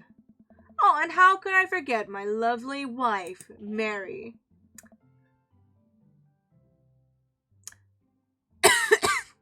Sure, buddy. Sure. Joseph pecks her on the cheek. She smiles. Ah, Mary, sweetheart, did you put Krish to bed? I'll have to go look for him. What? You'll have to... Joseph takes a moment and regains his composure. Mary, this is our new neighbor, Fee and his daughter, Amanda. I shake your hand, but I have a glass of wine that I need to tend to. I love her. Nice to meet you, Mary. Charmed. Well, I have to go over there now. My wife has a wonderful sense of humor, but please, you 2 enjoy the barbecue. All these guys are really excited to meet you. Sure, wife, sure. Here, let me introduce you around. This is Robert. He lives just across the way. Smash. A haggard man nursing a glass of whiskey eyes me up and down. Hey, I'm Fee. It's nice to meet you. Takes a long swig of his drink. Charmed. Yeah. Fee and his daughter just moved in next door. Cool. One word replies. If you need a recommendation where to get a drink in this town, Rob's your man. Told you not to call me Rob. Right, got it. Robert elms away without saying goodbye. He's not really a people person. Wow, I think I've actually met everybody else. Great, I bet you're excited to get to know everyone better. Hope you both enjoy yourselves. Amanda and I mill around and try to find some food and spread out on the table. I pick at some deviled eggs. What is deviled eggs again? I don't remember, but I don't think I would like them anyways, because I don't like egg much. Amanda grabs a small paper plate and immediately begins piling it with baked goods. I want to have to make friends. Come on, Dad. Who are you gonna party with when I go off to school? But I don't want to have to do pleasantries. Dad, they're gonna talk about weather. Go do it. Make a friend. But how could I possibly abandon my only child at a social function? That's bad parenting. This plate of cookies is my new dad. Bye.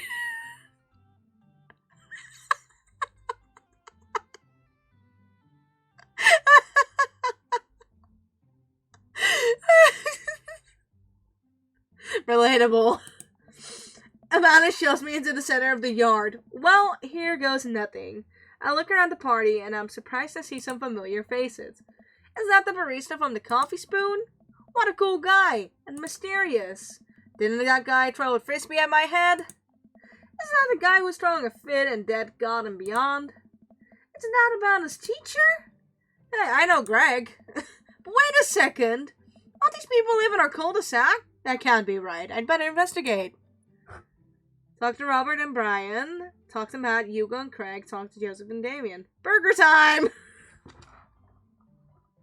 Burger time is so real. You know what? I'm more interested in these three at the moment. Matt and Hugo seems to be embroiled in an intense discussion. Greg looks on, smiling politely. I walk over to say hello. Well, I don't think it's fair to try and compare two art movements like that. Periods in art only exist because they're unique byproducts of the social and political climate of a time and place. And to try to take something like, say, the Rococo period and compare it to the postmodernism in America, you're completely disregarding the context in which a work of art is created. Matt and Hugo seem to be so busy talking that they don't notice me. Greg leans in. Dude, I have no idea what's happening. I actually want to listen in to them. That kind of comparison just eliminates the reason art movements are so important in the first place. You're not wrong, but I think there's no harm comparing one work of art to another. You can definitely say one painting is better than another if you're evaluating technical skills from a purely formalist standpoint. If I showed you a Matisse and then something by the Dutch masters, which one would you say shows more technical prowess? I am so lost right now. I shoot a warning glance over to Craig, who returns it. Well, sure, you could say that the Dutch masters were technically more skilled, but I would argue that while the Dutch masters were better painters, Matisse had better paintings overall. I have no idea what you guys are talking about. Well, that's pretty subjective. Art is dead. How do you mean? Well, that painting of the guy with the apple in front of his face is pretty nice. Matisse rocks. That's Magritte. Right, art, sorry. You're fine, dude. We're just discussing the importance of context when talking about artwork. Listen, all I asked was if you liked Van Gogh or Picasso better. Hugo throws up his hands in frustration. But they represent two completely different art movements. How can I possibly choose between the thick, creamy pasta of post-impressionism and the abstraction beauty of cubism? Man, that's all way above my head. Me too. It's all good, man. The cool thing about art is that we all perceive it differently. A single piece could have a totally different effect on each person who looks at it, and that's awesome. Welcome back, Eileen. Just 1 minute about that. Hugo, please. Sorry. I get really fired up about art stuff. Fee, how are you liking the neighborhood? It's pretty nice. Everyone's been super friendly. Seems like your daughter's fitting in just fine. there Craig goes. Matt points across the yard to where Amanda, Daisy, and another young girl are playing. They're all sitting cross-legged in the grass, picking weeds and weaving them into little flower crowns. It's pretty adorable. They go out and recognize Jacques over to us. What is it, sweetheart? It's a flower crown. I thought you'd look cute in it. Well, there's only one way to find out. Matt takes a flower crown and places it on top of his head. We stand this. No toxic masculinity here, no sir. That flower crown looks good. Am I cool now? The girl stares at him, thinking it over. Nope, but you're slightly less uncool than you were before you put it on. Hey, Fee, this is my daughter. Hello, I'm Carmencita. Amanda comes over with Daisy and Till. Dad, look, I'm making friends. Are you making friends? You better be making friends. Yeah, actually, Amanda, you remember the cool barista from the coffee shop and my old college friend and your teacher? Oh, hi, Mr. Vega. I didn't realize we were neighbors. Yes. Yep. You still gonna get me that overdue term paper? Great seeing you. Amanda finger guns her way out of a conversation like a champ. Oh, so real, so real. She learned the finger guns move from me. I'm very proud. She's definitely a charmer. Speaking of which, where did my son go? Why did they all have children? Hugo looks around the party. He must finally spot him because his eyes go wide. Ernest Hemingway Vega, are you smoking? Ernest is holding a lit cigarette. Nope. I see Ernest across the way. He casually takes a long drag of his cigarette and then flicks it into a gutter. Unbelievable! Excuse me. Hugo marches over to Ernest and I take my attention to Matt and Craig. Kids, right? Man, I do not envy Hugo. The last barbecue we had, Ernest tried to shove a sparkler down Joseph's pants and nearly burned down half the yards. And the barbecue we had before that, he actually burned down half the yard. And then it spread onto my lawn and burned down half of my yard too. Hugo walks back over to us, practically dragging Ernest behind him. Hey everybody, sorry about that, Fee. This is my son, Ernest. Hello. Ernest looks away, soaking his hands shoved deep into his pockets. Hugo nudges him impatiently. Hey. Nice to meet you, Ernest. What grade are you in? Does it matter? Ernest. Okay, I'm in 8th grade. God, are you happy now? I'm sure you were just dying to know. Yeah, good for you. Can I go now? I'm tired of talking to old dudes who blame my generation for the failing economy. This is still reality. Ouch. Ernest. Oh, yeah, because I'm totally embarrassing you. Ernest puts earbuds in and storms off to stand in the corner. Well, that was certainly something. He seems nice. Hugo puts his head in his hands and sighs. I'm so sorry. He's having a really rough time. As much as I want to be the cool dad, I have to be the authoritarian dad, and he clearly resents me for it. I mean, I think as a dad and a teacher, that's about as authoritarian as you can get. I can't say that word. Sorry. Honestly, are any of us cool dads? Is it even possible to be a cool dad? What? I'm cool as a cucumber. See that right there? You can't say that. My kids think I'm cool. But for how long, Craig? How long do we get to be the cool dads? I'm a cool dad. Newbie, do you have something to tell me about? I don't know. I think we just have to accept the fact that as dads, we've become the machine we once raged against. Accept our fate, unironically, we're socks with nope. Your kids might think you're cool now, but the moment they hit puberty, you're doomed. Amanda's 18 and she still thinks I'm cool. I yell across the yard to my daughter. Amanda, I'm cool, right? Amanda just laughs. She keeps laughing. I see your points. As much as we all want it, I don't think it's as important to be a cool dad as it is to be a good dad. We can't all be best friends with our kids. It just doesn't work. I mean, look at me and Ernest. Our job as parents is to make sure our kids turn out okay. Yeah, you're right, but it'd be nice to have it both ways. Hearing these guys talk about this makes me think of my relationship with Amanda. I mean, they get along so well, but there might come a time when it won't be like that. It's college when that happens. Don't let us eat up your time, Fee. Go meet some of the other people around the neighborhood. I'm not really looking forward to talk to any of them, actually. I glance across the yard and notice Robert and Brian chatting over drinks. Man, I don't think I want to deal with being one-up by Brian right now, but I guess I could live with learning more about Robert. Oh no, they caught me staring. Oh no, Brian's waving me over. Shoot. I flash a smile and walk over to them. My friend kids call me dad, so I'm a cool dad. Your friend kids.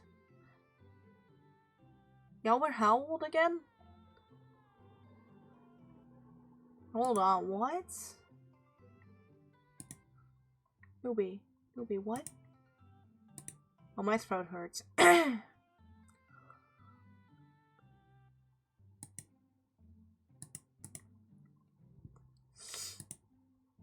Oh, 28? I can't say much. I had friends around that age when I was 17 as well. 17, 18, so... My throat is starting to hurt now. I flash a smile and walk over to them. Hey, guys! Fee, how the heck are ya? Setting into the neighborhood alright?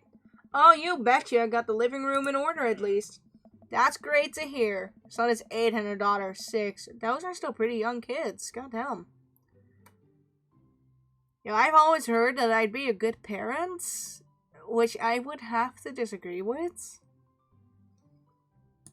Most of my partners have said, "Oh, you'd be a great parent." I'm so sorry to disappoint the fuck out of you. I would not be a good parent. I can deal with other people's kids just fine, but I do not want my own.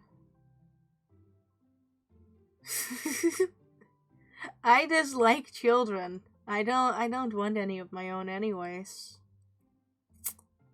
But no, I don't have a parental instinct. Nice. Apparently Fearless thinks I'd be a good parent too. Strong disagree though. I don't have parental instincts, sorry. And I have a fear of, being pregnant. No, thank you. Neither of us are interested in having kids anyways. Adopt me and then take care of me, dude. You're like 4 years younger than me. Almost 5 years younger than me.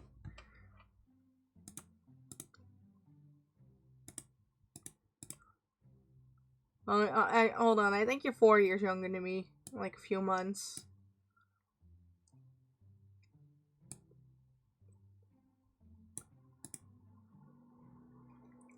Yeah.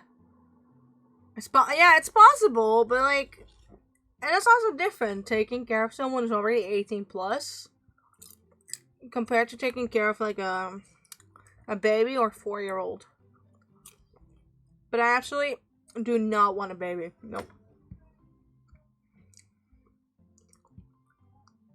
My parents are going to bed. Just have a friend that you adopted.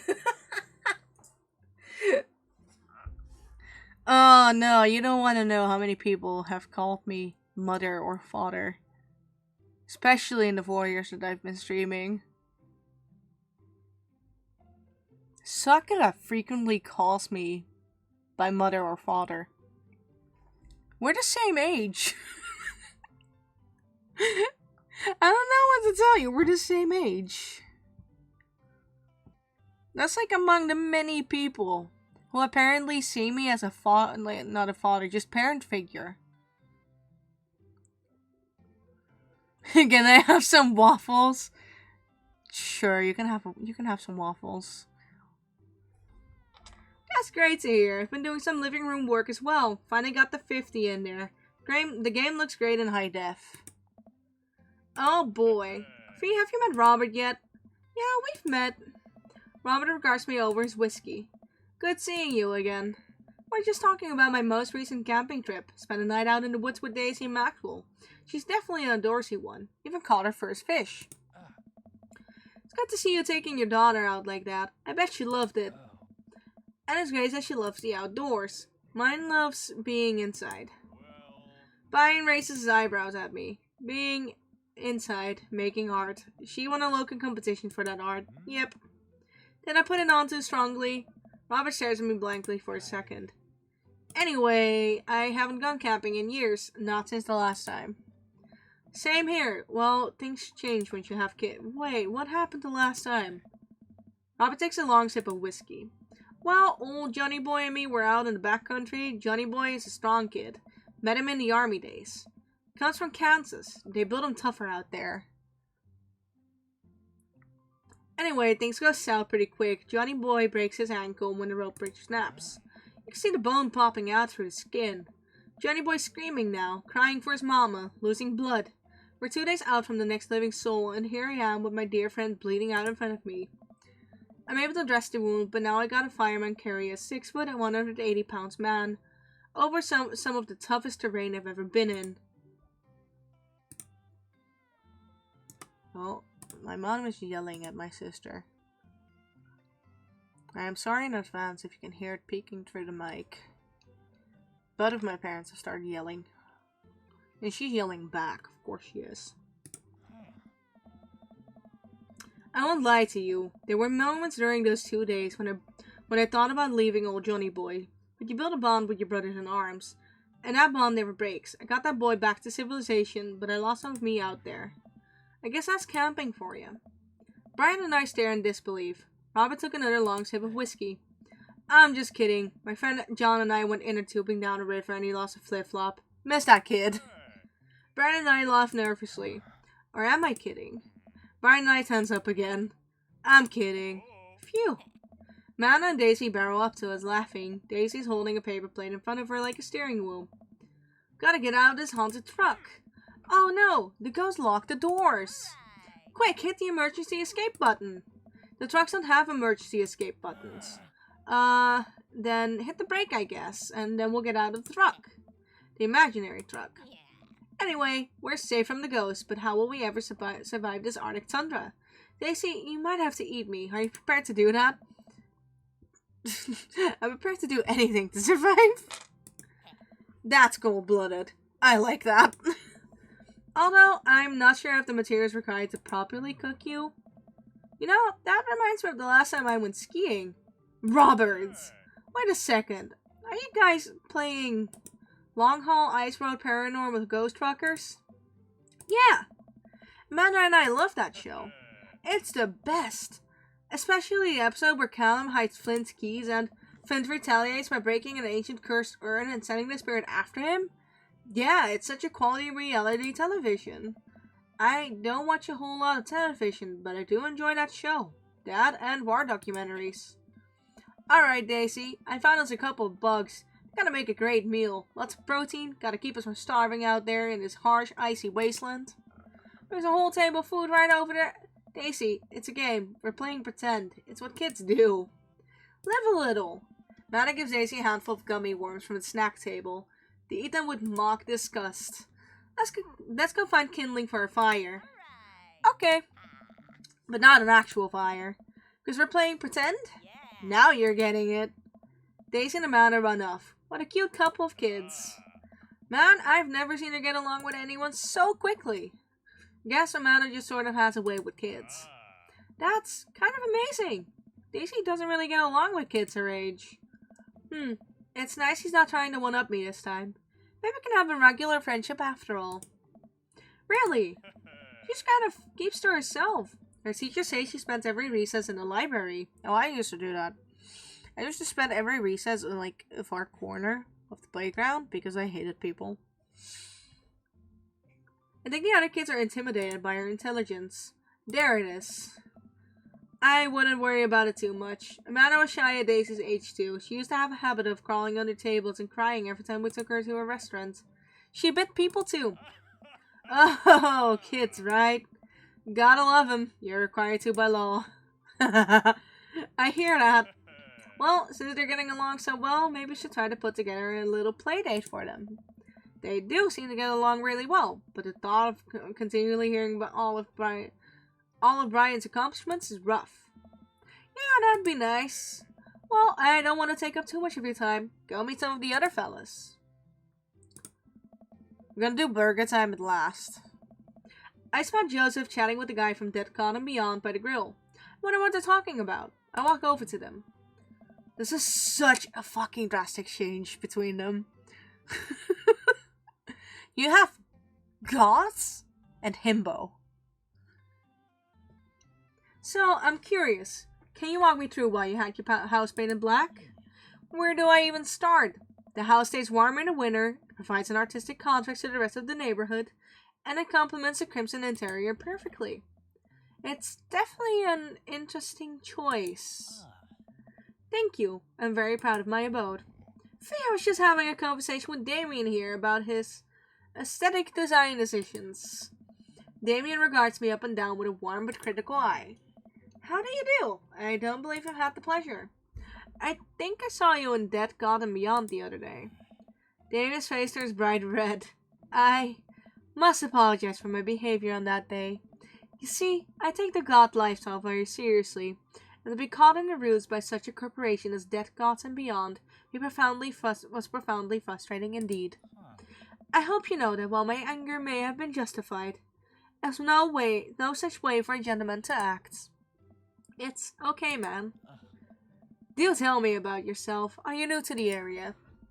Yes, my daughter and I just moved in the other day. She was the one I took to God, Death, and Beyond. Very good taste on her part. Does she partake in the God lifestyle? Think for a second. I look over to Amanda, who's hanging out with some of the older kids in the neighborhood. Hey, Amanda, would you consider yourself a goth? Mostly got English premium. Amanda yells back.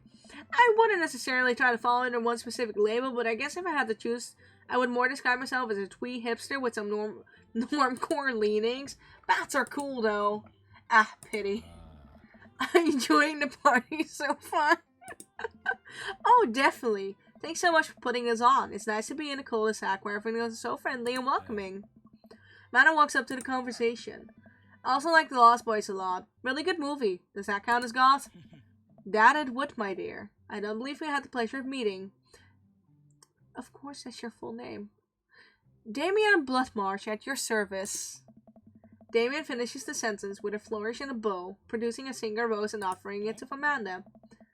Amanda blushes and returns the gesture with a curtsy. My, do you know how to treat a lady? Hello, Amanda. Seemingly out of nowhere, Joseph's twin kids appear. Are they speaking in unison? Hey. Why don't you come play with us? No. No, you very much give me the Shining Twins vibes. No. Come play with us. Forever. Guys, enough with the creepy twin chick. We've talked about this. I'm gonna buy some milk. Christian and Christy slowly back away. Where do you think they got that from? Mary pops into the conversation, wine in hand. I, don't know. Mary takes a long sip of the wine. Hey, I think I may have taped over the VeggieTales VHS with the Shining. Who knows?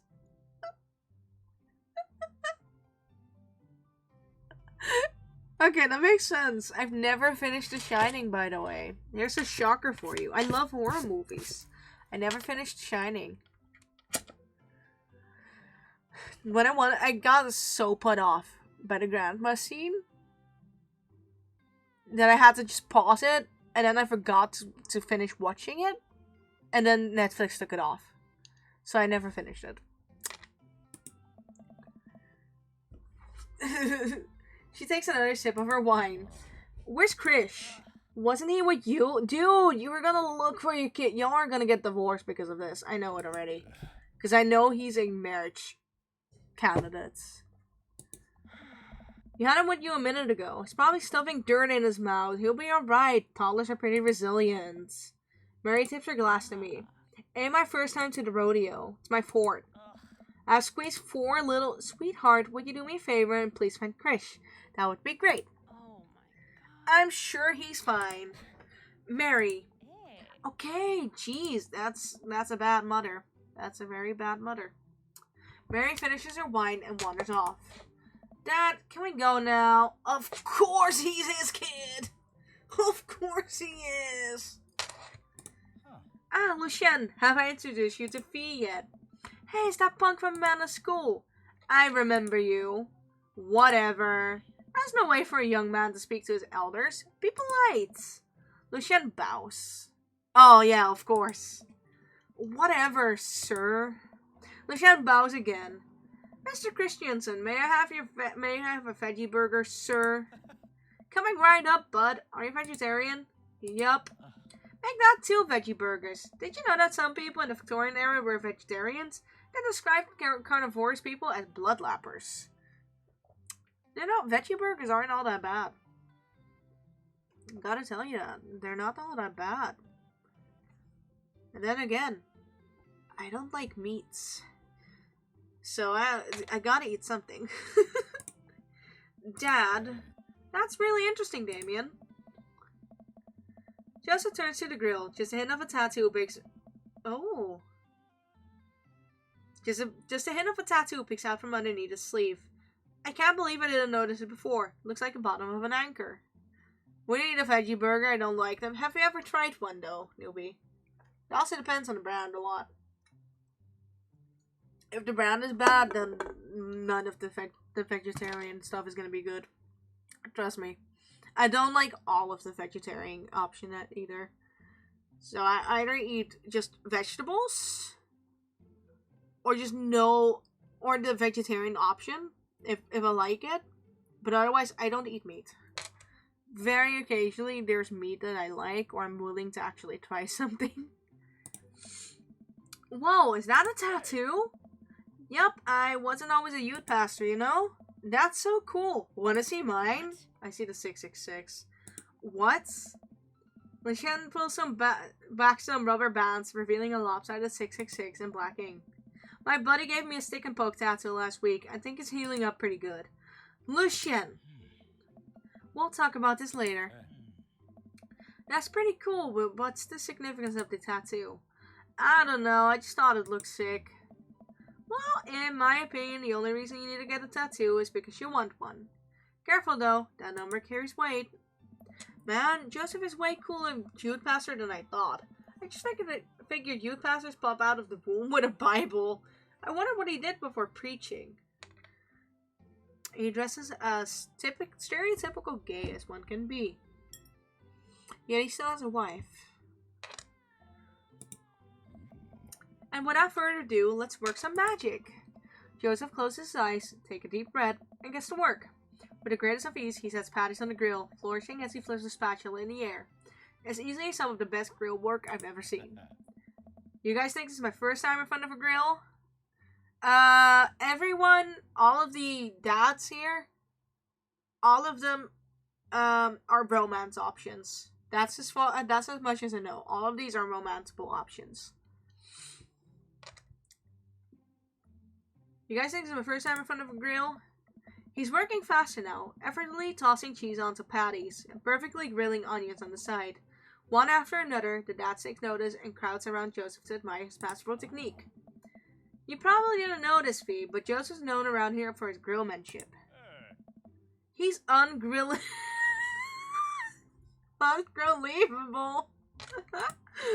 I've tried to get on his level, but I just can't. I can't catch up.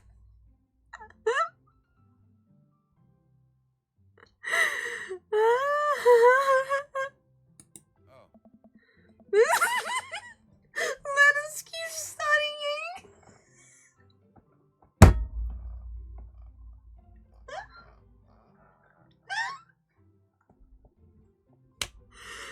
Oh, I love them.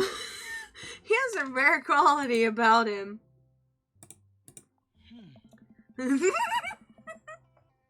Mustard, we keep talking about this. Can't we just appreciate the artist? I love puns. I love puns.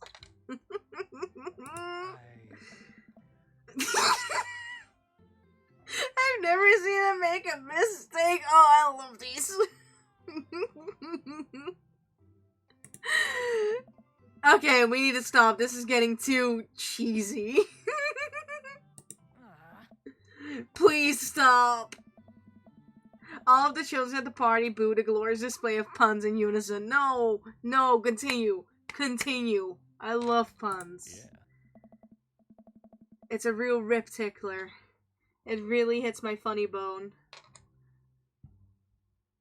Because you're just an English teacher. Wow. Alright guys, the food's ready. Please form an orderly barbecue. Amanda groans. We all grab our food and hang out, enjoying perfectly cooked cheeseburgers.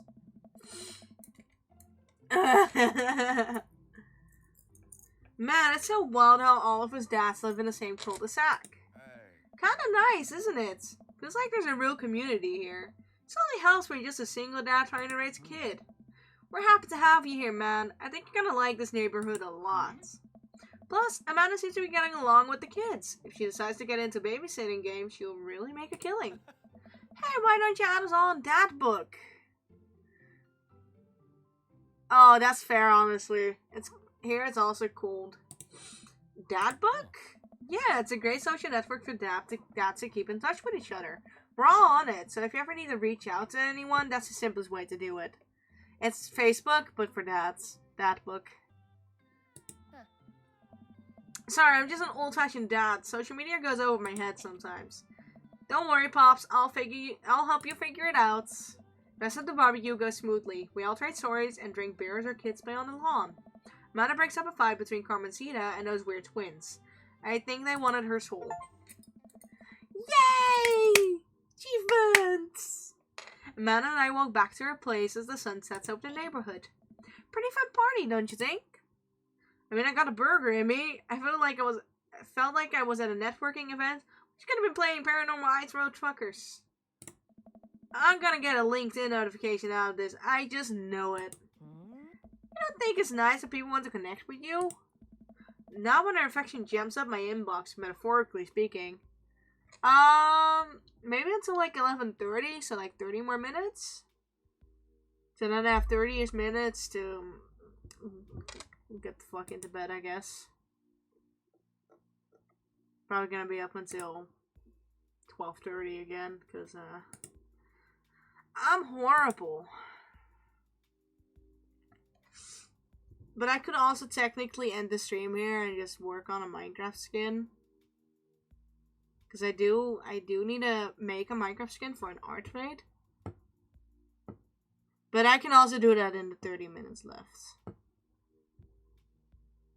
I think. Let me take a look at the art trade real quick. Just gonna make a proper guess. Oh yeah, no, this is 30 minutes of work. Yeah, 30 minutes at most. Thank you. Well, hey, at least you met some other cool dads. You should hit them up on Dad Book. Maybe I will. If I ever figure out how social media works. I have a good feeling about this place. Me too, Dad. Trust no one. Oh no, I'd never trust anyone. Amanda and I arrive home with the remnants of our veggie plates. Seems like nobody was really into cauliflower. Cauliflower is good. Any big plans for this evening? Actually, yeah, I'm going out with some friends. Oh. Is that okay? Of course, just keep me posted and be home before midnight. You got it. And be careful. I will. Make good choices. Of course. And call me if you need anything. Dad, you're not gonna do the thing where you wait silently for me to come back home in the living room with all the lights off, are you? What? No, I've never done it and I will never do that. Okay, do you have plans tonight? My plans were kind of to eat ice cream and watch TV with Amanda, but I'll find something to do. I'm gonna work on some stuff, see how long I can sleep for a throw a party. Kiddo, I am tapped out. But the sun hasn't even gone down yet. I still have sleep to catch up from when you were a baby. Just let me be. I'm just relaxing tonight. Have fun, okay? Great, see you later. I catch Amanda drive off into the night. I really do hope she has fun.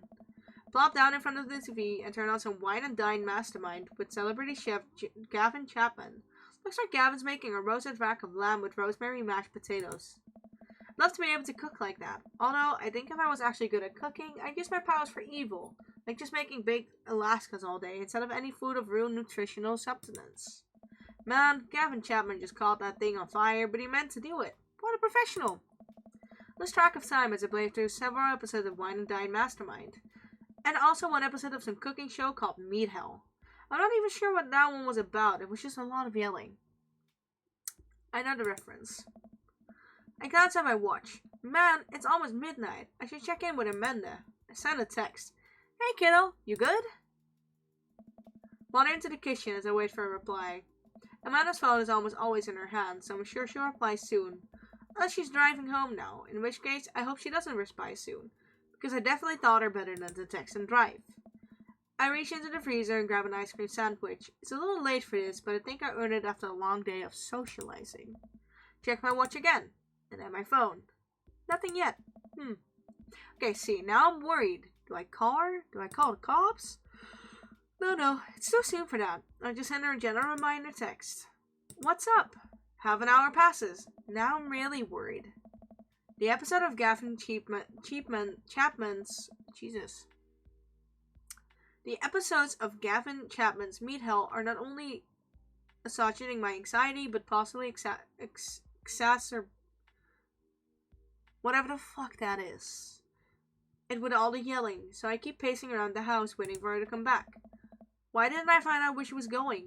Who was she even going with? Why don't I have any of her friends' phone numbers? Why don't I know any of her friends' full names? Who is Emma P? I decided to send her another text. Amanda, please text me and let me know you're okay. Can't help but think all of these awful things that could have happened to her. That's a parent lifestyle. Oh, thank God it's her. Amanda opens the door and shoves us in. Finally, she's back home. I'm glad she's okay. Sup? Sweetie, thank God you're safe. Yep. But now that I know she's okay, I'm really mad. Why didn't you answer my text? Amanda pulls her phone out of her pocket. Oh, whoops. Guess I didn't see those. She's also walked to her room. Amanda Ann. Whoa, we're pulling out the middle name now? I don't even have a middle name. Tee. Amanda, you came home an hour and a half after your curfew and you didn't respond to any of my texts. You really freaked me out. I was about to call the cops. Dad, you're seriously overreacting. You're not gonna be like this when I go off to school, are you? I don't like your attitude. I have a right to be concerned. I was scared. You weren't responding, and it was just like when your dad. I have to stop myself from tearing up. Oh, Dad, I didn't mean to. I sat down on the couch and put my hand in my head. My head in my hands. Okay, my hand in my head. Okay, deal. I feel very tired all of a sudden. You really scared me. Just please don't do that again. Alright, I'm gonna go to bed now. That's sad. Amanda closed the door to her room, and I head to mine. Jeez. As I'm falling asleep, one thing she said keeps echoing in my mind. You're not gonna be like this when I go off to school, are you? I definitely didn't sleep well last night. I brew some strong coffee and make some scrambled eggs for Amanda as a peace offering. She eventually wanders into the kitchen. Hey, I thought about what you said last night. I should have texted you. I was gonna do it, and I didn't. I honestly just didn't even think about it. I'm really sorry, Pops. I won't do it again. Well... Newbie, that's a binder. Sorry for freaking out on you. I thought you make good decisions. Good. You're an adult now. Oh, no, wait. Adults? I thought she was like 17 or 16.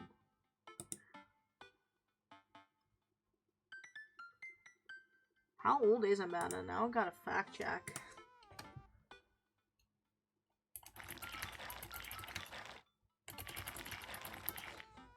No? Okay, no, she's 18. I thought she was 17. Shouldn't have gotten so worked up. Team Ebenfall? Team Ebenfall.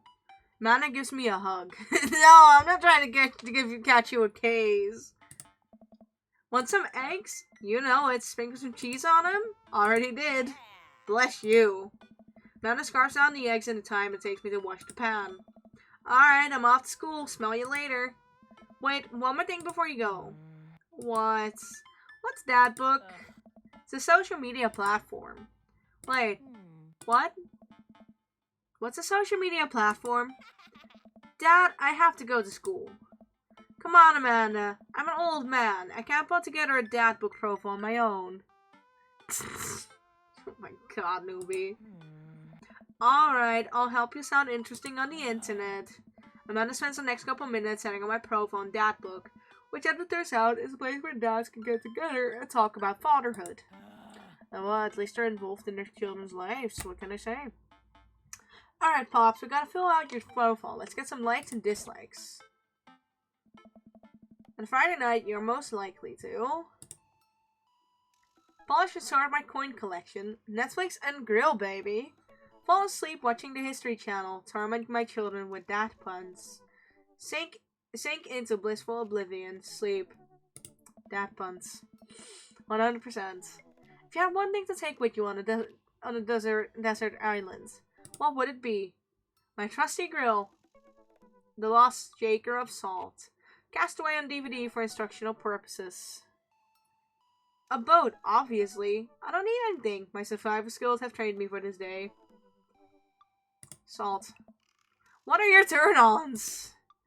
Strong dad arms. Tennis shoes with long white socks. A well-manicured lawn. Street smarts. Top-tier growmanships. Comfortable with crying. Honestly, comfortable with crying.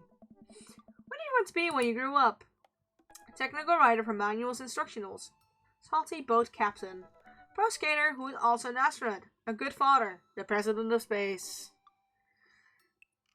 Honestly, legitimately speaking, I always wanted to be a veterinary, like the doctor for animals. I think that's the one. Both of them sound very, veterinary. I always wanted to be a vet. I wanted to take care of dogs. I wanted to take care of animals. I almost got into that level of education, by the way, because that is Niveau 4. But I needed to do math for that, so I ended up doing Niveau 3 instead. What's your favorite movie genre? More documentaries, Sean Connery's entire filmographics, anything on Laserdisc, romantic comedies, whatever will make me cry. Old comedies that haven't aged well. I do like that. What's your ideal date? Napping together. Doing 1,000 piece puzzle together. Eating a healthy dinner at 4 p.m.? That's early. Trying to geocache but getting hopelessly lost. Arson. Being emotionally vulnerable. Arson. Why do you never leave home without? A sensible cardigan. My sick vape. I wish I had one. Not kidding. My book of word jumbles and a pen. A cool knife. My cripplingly low self-esteem. I frequently forget my phone, keys, and wallet at home sometimes. My cripplingly low self-esteem. Spent a lot of time thinking about conspiracy theories, how proud I am of my child, potential ends of the world, if I'll ever be able to love myself as much as I love my grill, when I can get the next cup of coffee, lawnmower modifications. Profile complete. See, that wasn't so bad. Yeah, that was actually kind of fun. I could totally spend all day on here just looking at people's profiles. USMS is one of them, or more than one of them. All of these stats seem pretty interesting. Okay, I promise I'll make some friends. Mana gives me a hug. Go get him, Dad. Welcome. You've got dads. Welcome, you got dads. Hi, Fiend. It's me, your dear old friend from way back in the day, Dad Manda. I'm delighted to see you've signed up for Dad Book. They've recently added an exciting new messenger service, so you may find yourself receiving messages from other dads like myself. Take care to not miss them. Manda, is that you? What are you doing on Dad Book? Why, Fee, I never. We've known each other since business school. How could you possibly confuse me for your amazing and talented and easy to buy things for daughter? Though I am, of course, flattered. You should buy Manda more things. Manda, you know I didn't go to business school. I barely even managed to get my degree. Wait. No. Wow. I didn't say that. You never heard that. This is gold. I was a great student, I swear. I graduated at the top of my class because I worked hard and ate all my vegetables. Totally holding on to this for later. Wait, do you even remember what I majored in? I declined comments. Cool. Conversation ended. I have a type. And that is Robert and Damien. Sorry.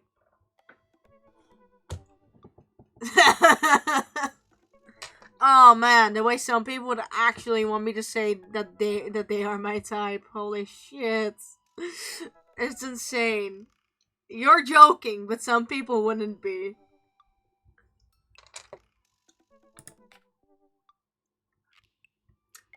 too. I finally decided to join this information superhighway. I'm not entirely sure how this works, but I will try my best to understand. I love long strolls through graveyards and spending time with my son. If you'd ever like to chat about the latest in Victorian invention, the inevitability of our own demise, or black cats, please send me a letter. Well, he kind of fine. How long have you been fucking here? Did you join the VC just to say he's fine? Brownie! Don't worry. How long have you been there? Were you in VC before saying something? Or did you join to say something? Brownie!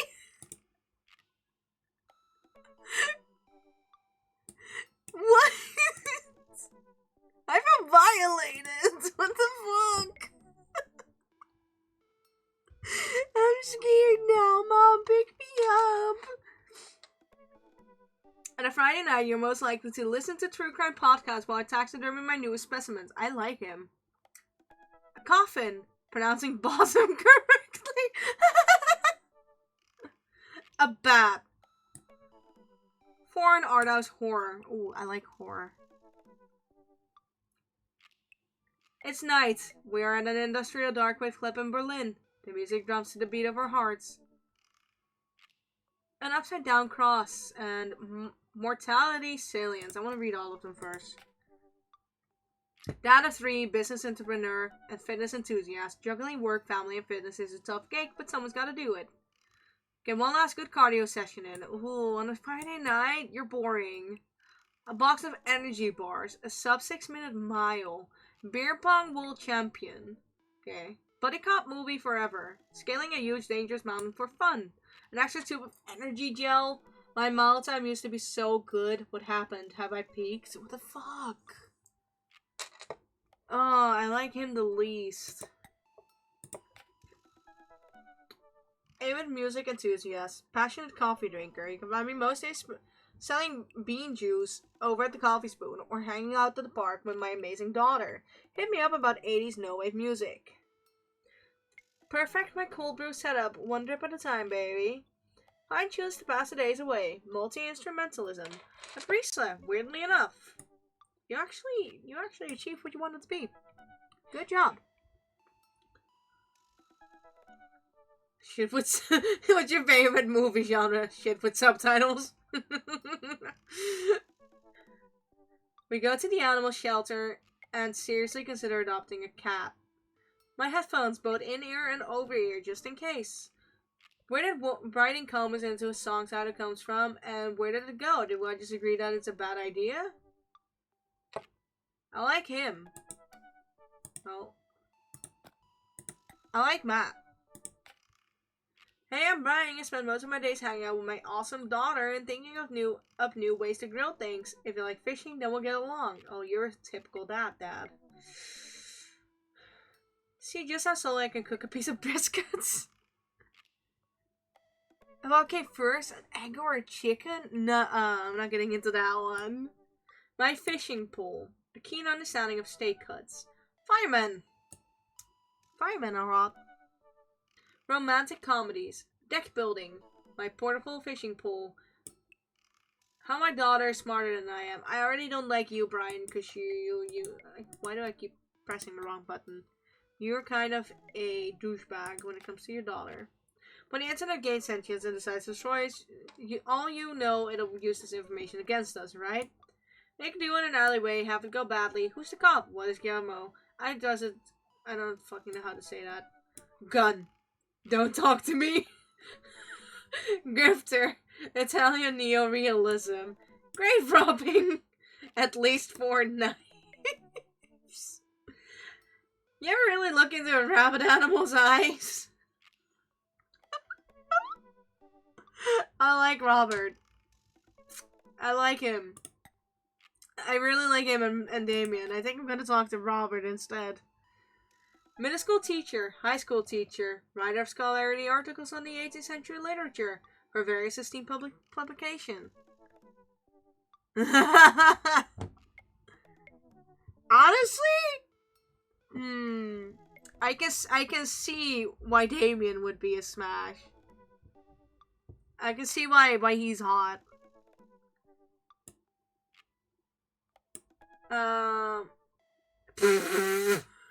If you're on here to tell me that my son put a cherry bomb in your trash, no, and I'm sorry. Beer so strong tea and paint my miniatures. And remembers of things passed by Marcel Proust. Muscles, movie star, documentaries on art history. Each of us read a different book on opposite sides of the couch in comfortable silence. I like doing that. I like to spend time with someone in silence. My glasses, actually, I forget them at home a lot. I worry that people who are against e-readers are more in love with the idea of book than actually reading them.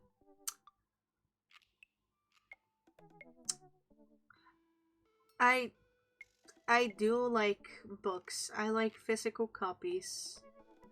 That is because I like to physically display the books that I own. Am I currently reading a lot? No. No, I am not.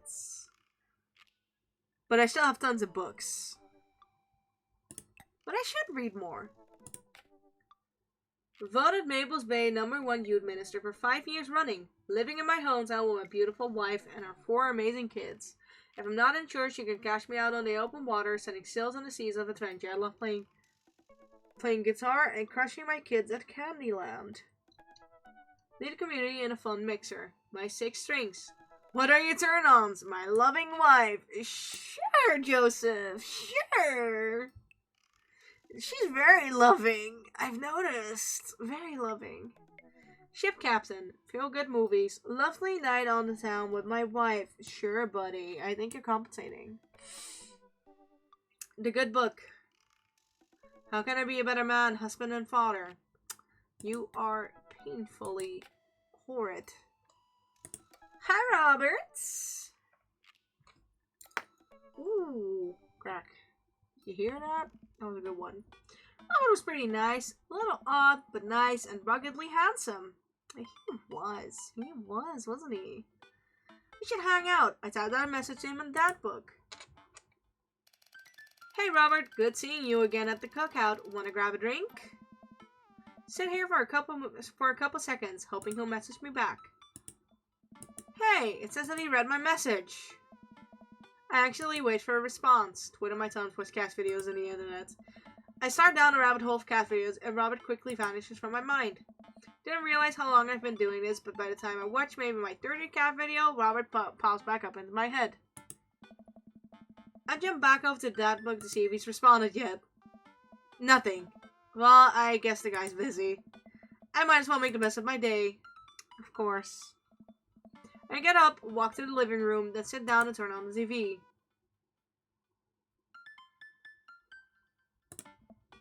Oh, Naked and Afraid, Catching the Deadliest Ancient Aliens is on. I'm so cold. I'm so scared. At this rate, I don't think we're gonna catch these aliens by day 50. I'm having trouble following this. Ancient astronaut theories predict that being naked makes you 10 times more likely to find ancient aliens. Some suggest that aliens are fascinated with the human physique, most notably the butts. Okay, I'm back in.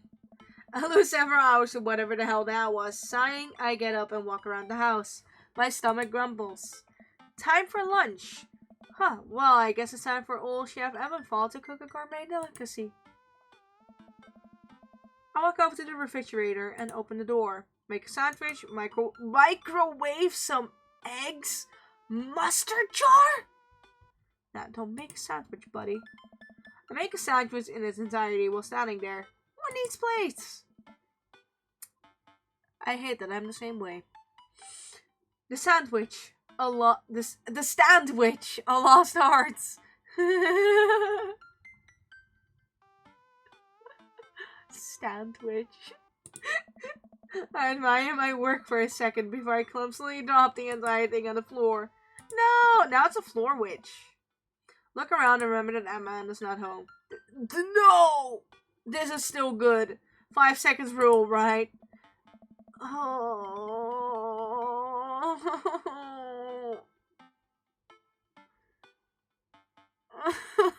No. No, that's disgusting. I reassemble my sandwich, peeling pieces off the floor and putting them back where they belong in my mouth. Nope. Nope. No, newbie. Oh, that disgusts me, actually. Wait, I'm a wreck. Yes, you fucking are. That's disgusting. That's something Fearless would do. I could not. If I drop something on the floor somewhere, even if it's just cleaned, I'm throwing it out. I finish my snack and walk around the house some more, bored when's Amanda coming home. Oh, I just remembered something. When packing up the old house, we found an old basketball hoop that would hang off a door. It would really bring the living room together. I wonder where I put that. Spent a couple minutes poking around the new place once I find it. After installing it above one of the doors in the living room, I'm ready to dunk. Come on and slam. Take a leap from the free throw line and rocket that sucker down the net. The crowd goes wild. And welcome back to the jam. Pull up from the 3-point line, breaking ankles and sinking a fadeaway. And I forgot the rest of the words of this song. Knew it. Don't look behind the back hook shot. Everyone's on their feet. Something Space Jam. Dad? Turn around, see Amanda standing in the doorway. Her eyes are a little puffy, almost as if she'd been crying. Hey, Amanda Panda, you alright? I'm fine. What are you doing? I, found the hoop. Pass me the rock. Granny tossed an apple, put up a brick, lasered the ball to Amanda. Granny toss. I lead the league in blocks. Set the record for rebounds in my rookie year. Think you can handle this? What's a rebound? When someone misses a shot and the other player tries to retrieve it, that's, just kidding! Amanda zigzags past me and tips a layup into the hoop. Out of war, bitches. Amanda, language. Sun Tzu didn't care about language. I would argue that Sun Tzu cared very much about language. So, once you write something as timeless as the art of war, then you're allowed to swear. Amanda sticks out her tongue and dunks for another 2 points. Seriously though, are you okay? You look like you've been crying. Oh, dude, I'm cool. I just saw like this really cute dog on the way home and it lets me pet his belly. I couldn't contain my emotions. Sure that's all you're upset about? You have to tell me what's actually wrong. Tell me more about this dog. I too would cry about the dog. If there's, anything going on, I just want you to know that I'm here for you. And I'll always be here for you. When you need a shoulder to cry on or a strong dad to kick someone's butt, I'm only a phone call away. Thanks, Popsicle. I like that as a nickname. That's so cute. Thanks, Popsicle. I appreciate that. But I'm fine, really. I'm unconvinced, but I'll stop badgering her about it. I'm sure she'll tell me when she's ready. Oh, okay. Just making sure. May should be less concerned with my face and more concerned with full court press. Matt and I play ball for a little longer, then we cook dinner together. We managed to not almost burn down the whole house this time. Afterwards, Amanda and I dig into the carton of ice cream over an episode of Chopped Toddler Tournament. That already sounds very entertaining. Toddler Tournaments. Interesting. What you have in front of you is a molecularly deconstructed sweet potato with a brown sugar demi-glaze with creme fraiche, of course. This is like literally a jar of baby food. The toddler immediately bursts into tears. Are we bad people for watching this? Yes. Just then, my computer dings. Huh? What's that? Oh, you probably just got a message.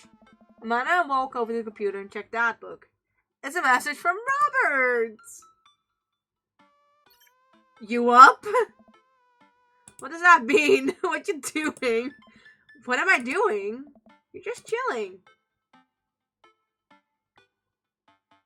Do we lie? I'm just working on my motorcycle. Nah, I'm just chilling. I drive back. I'm just chilling. I'm out at Lisa G and hit send. It'll make it look cooler. A couple moments pass by, another message pops up. Wanna grab a drink? Hey, that means he wants to hang out. I know what that means, Amanda. But it's kind of late. Come on, Pops, live a little. I am living. With ice cream and traumatized toddlers. Oh. Well, it's your life, but I think you'd have a lot more fun tonight. You are trying to get to know the neighbors better, aren't you? Ah, fine. So I back a message to Robert asking him for details, and he tells me to meet him at Jim and Kim's. Well, don't wait up for me. I never do. Throw on a nice jacket and run out the door. It's only a short walk to Jim and Kim's, and it's a beautiful night. Ooh, alcohol. I walk into the bar and see the usual crowd of barflies drinking beer and watching sports. I spot Robert at the back of the bar and wave hi as he walk over. Hey man, how's it going? Hey buddy. Oh, hey there, Skipper. Of course you're here, Mary. Of course you are. Robert and Mary are here? Oh. Brought Mary along. Figured we needed a drinking buddy. Ah, man, I was excited to get to know Robert a little better. Now I have to deal with this weird married lady making passes at me. Don't look so scared, kiddo. We're just having a drink. Yeah, speaking of which, I think it's time for the first round. What are you having? You know what? I like beer. But whiskey isn't bad either. A dad after my own heart, huh? The eggplants are just the icing on top. Robert orders 3 shots of whiskey and passes them between us. Well, this wasn't how I expected my night to be going. Here's to bad decisions and relaxed moral values, fellas. What have I gotten myself into? We all knock back the shots. I was choking on the whiskey as it burns down my throat. Holy hell, that was a kick. I look over at Robert and Mary, who seem like pros at doing this. Robert grabs a jacket and throws it on. Let's get marching. What? The night's young, Chief. Come on, we're bar hopping. Oh, alright. I don't understand the concept of bar hopping. We leave the bar and start walking down the street. I still don't know this area of town very well, so I just follow Robert. So where are we headed? Irish I were drinking. It's an Irish pub. Irish, I wish. Good pun is the whiskey to my heart. Puns are the lowest form of humor, Fee. Try harder. Oh, shut the fuck up, Mary. That's why your marriage isn't gonna last long. Ouch, am I gonna be the butt of the joke all night? Jesus, Mary, put your fangs away for a second. Puns are good. What the fuck you mean? Walk into Irish I were drinking. The bar's pretty much the same as Jim and Kim's, except for the old-timey Irish memorabilia on the wall. Next round, what are you having? Beer might be good. They make fruity Irish cocktails. Oh. Robert orders 3 more glasses of whiskey and pulls up a garbage green boot. Mary slides in and slides up next to Robert, which makes me breathe a sigh of relief. Let's sip this one, why don't we? Suit yourself! Mary immediately downs her shot in one gulp and burps loudly. That'll put hair on your chest. You are truly the paragon of grace and beauty. Mary grabs my drink and sips on it. Hey! Be a dear and get us another round, will ya? 100% the evening at all. I get up and order another round of drinks from the bartender. As I head back, I see Mary and Robert having a lively conversation. Robert roars with laughter. I don't think I've ever seen a guy smile, let alone laugh. Take a seek across the roof from them and pass out the drinks.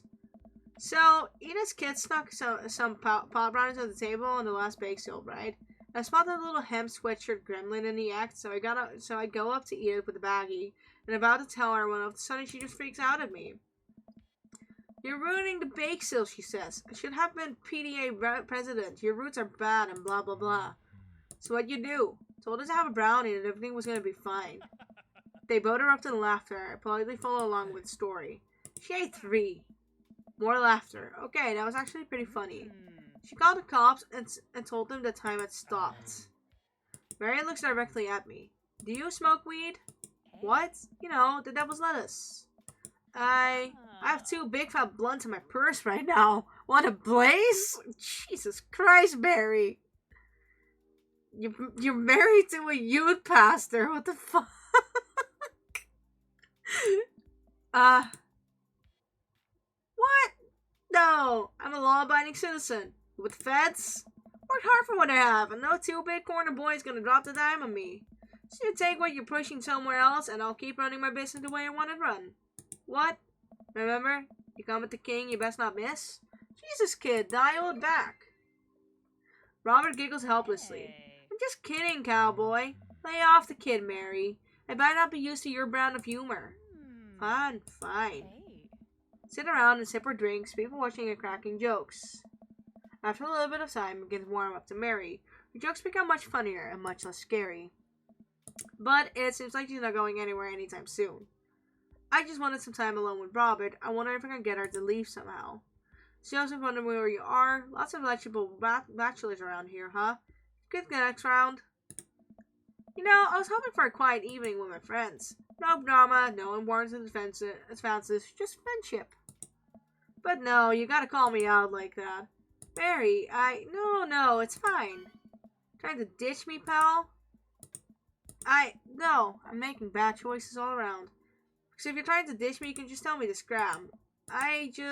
No, it's fine. If he wants alone time with his new best buddy, Roberts. Read you loud and clear, the wings might break formation to pursue their prey. If your fellow will excuse me, Mary needs to sink her teeth into a helpless boy. Go with God. Nice seeing you. Deuces, nerds. Mary gets up and saunters over to a younger-looking guy at the bar. She grows on you. Does she, though? I feel like she kind of delights in making men suffer. Well, she does. But what about her and Joseph? What about him?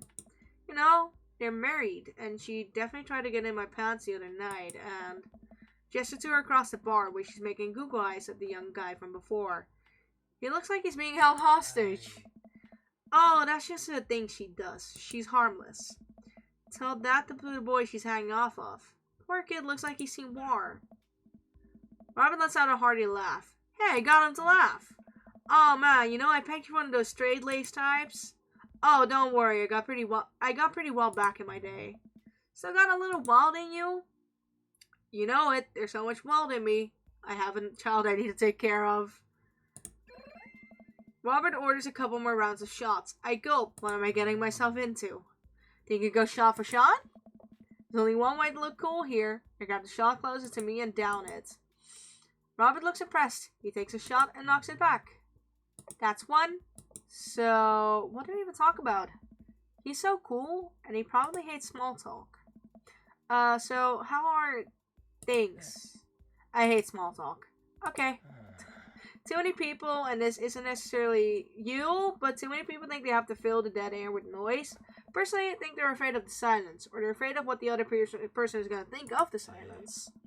If you want some solicited advice, you learn to be comfortable with silence. Nothing wrong with two people sitting in silence and drinking whiskey. That is just depressing. Oh, alright. Robin and I sit in silence and drink whiskey, and take in the rest of the bar. Peyton's laughing, playing darts, spilling beer. Mary gives the hard sell to the young man. The young man pretending he got a phone call from one of his friends. Huh, maybe silence is nice sometimes. So, you ever kill a man? I choke on my drink. Excuse me? You know, watch your life drain for someone dies. It's not just their life, you know. It's their hopes and dreams running away. Every memory and experience they've ever had. Gone. No. Great. Me neither. Robert knocked back his shot and motioned for me to do the same. I reciprocate. I'm just messing with you.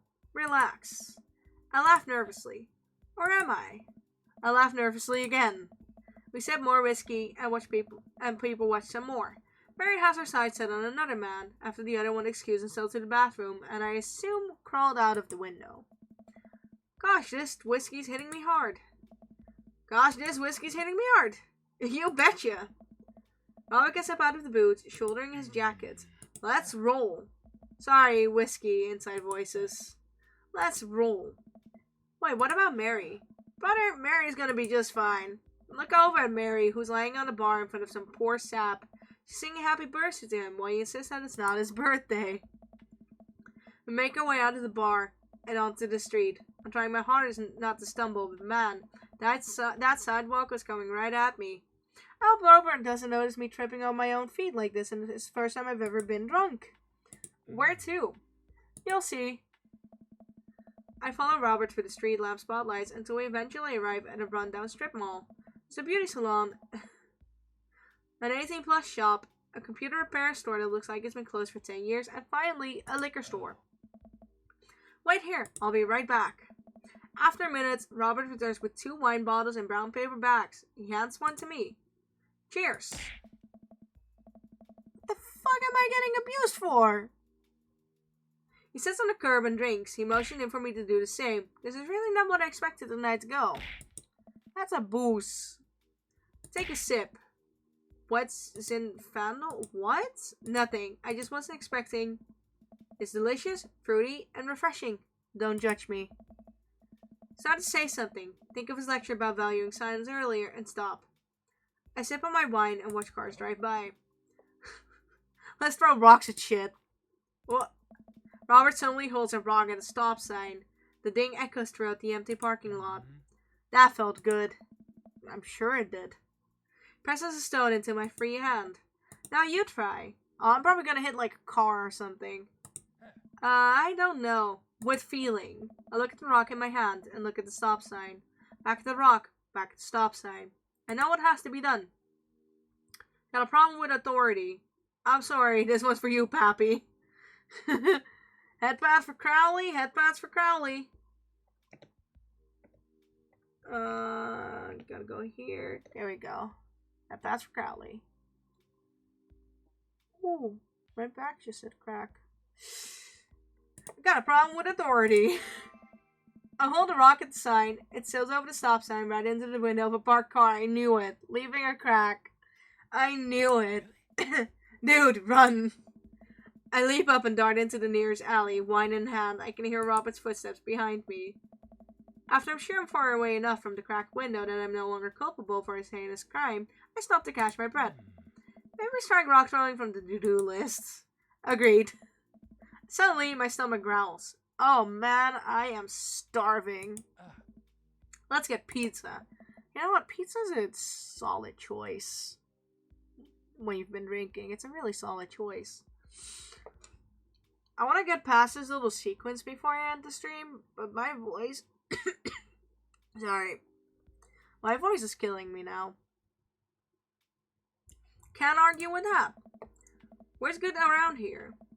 Actually, I don't even care if it's good. I just need to be edible and in my mouth in the next 5 minutes. I know just the place. Follow Robert through a maze of alleys and side streets, and we eventually end up in front of a tiny hole-in-the-wall pizza joint. The bright red neon sign reads, Pete's Piece of Pizza. Like that.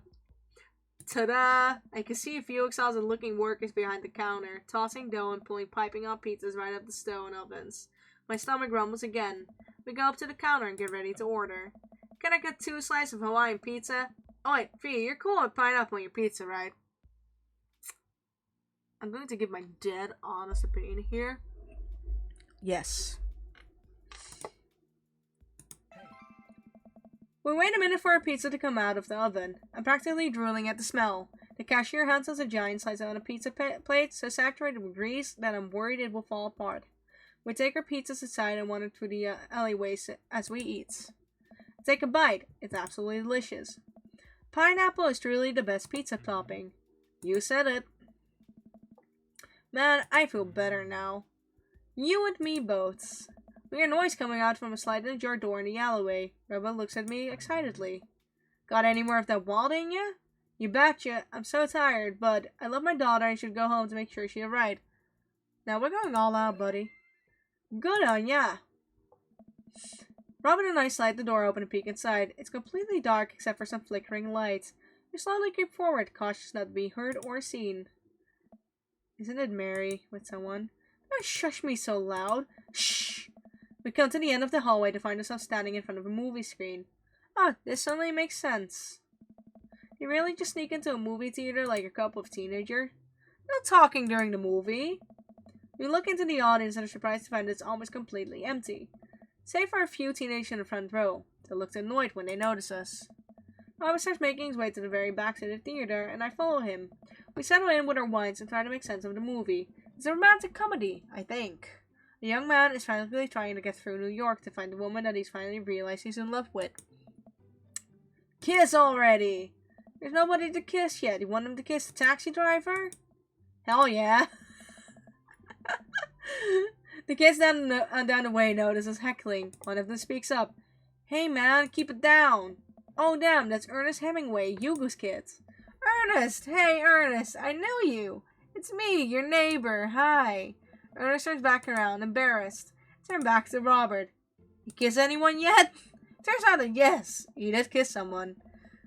He made his way out of the tiny island near New York to profess his love for a woman who for some reason he knew would be there. She tells him that they hit the jackpot. He said that they had, but I think there was some subtext I'm missing here.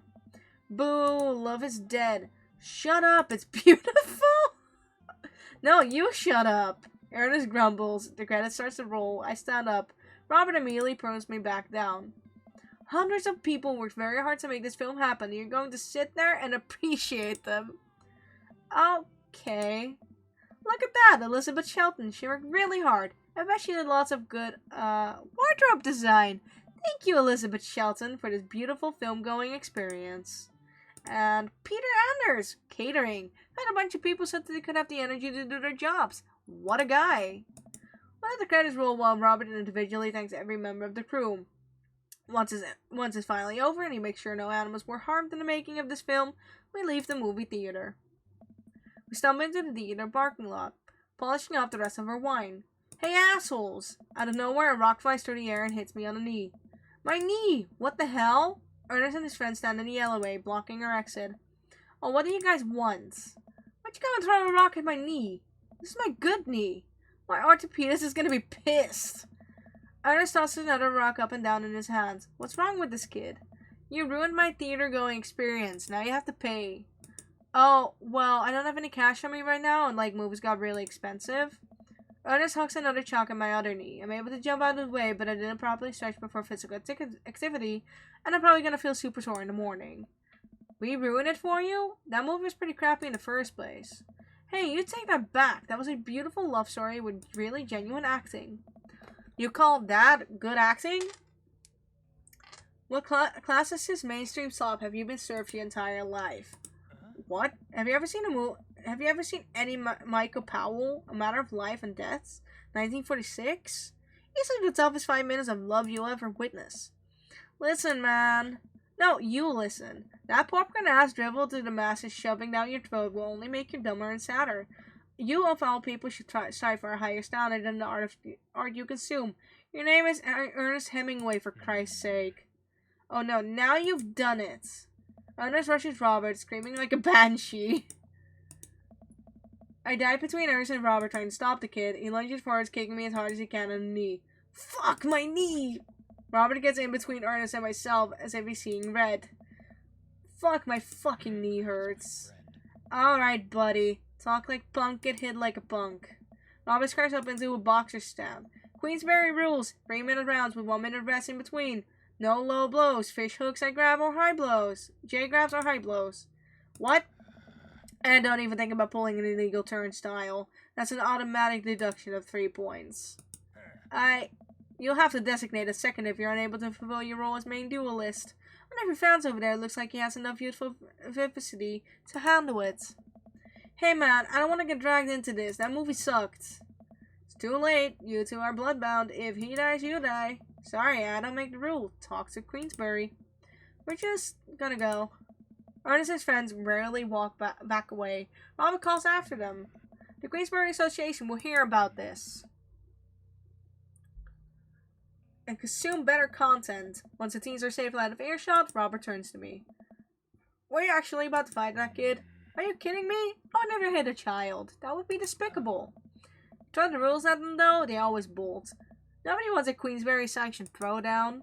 With full disclosure, I made half of that up. Wow. See, you don't even have to know the rules, you just make them up. Come on, let's get out of here. Bob and I head down a bit as we walk back to the neighborhood. I'm so sorry. I get really into the art of filmmaking when I drink. It's okay. I think it's cool how much you like movies. To be honest, I don't know a lot about them myself. Buddy, I got so much to show you. You ever see any Sam Fuller? I haven't. Fuller is cash.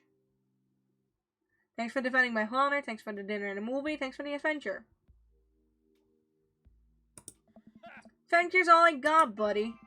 Wobber throws an arm around my shoulder and we drunkenly belt out tunes all the way back. Finally get to his doorstep. Store back? What? That was an interesting night. I liked it. Smile forms on his cheek. Our bare sights. Let's hang again soon, yeah? Yeah. Linger there for a second, swaying drunkenly in the night breeze. Robert clasped me on the shoulder. Night, bud. Robert heads back and I stumble my way back home. This is where we're gonna end it. Date complete!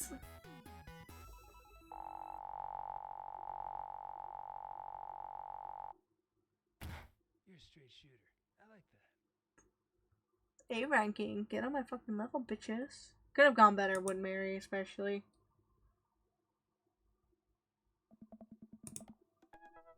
Did we just get achievements? I'm gonna save here. Cause, my throat really fucking hurts now. So I'm sorry for whoever I'm gonna disappoint by ending the stream here. But, yeah, no. My throat is fucked for the day. I will definitely stream this again on Thursday, and I will probably plan it in some more next week. But for today, this is it. So, just in case I want to do a save again, because you can never be too sure. So for now, I might raid someone.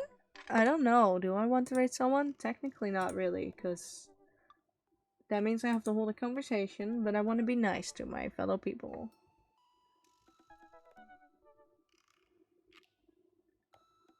I think we're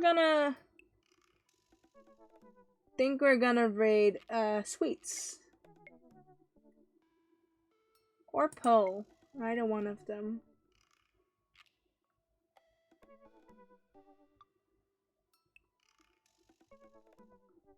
Do we want cozy or less cozy? I think we're gonna go for cozy. I wanna support Sweets some more. / raid VT Sweets. Sweets is an absolute blessing. She's really nice, so give Sweets a follow if you like their content. And I'd like to say thank you everyone for watching. I hope you have a good day or a good night, and yeah, I'm gonna go to bed in a bit. Yeet. Hold on, before I do that, yeet.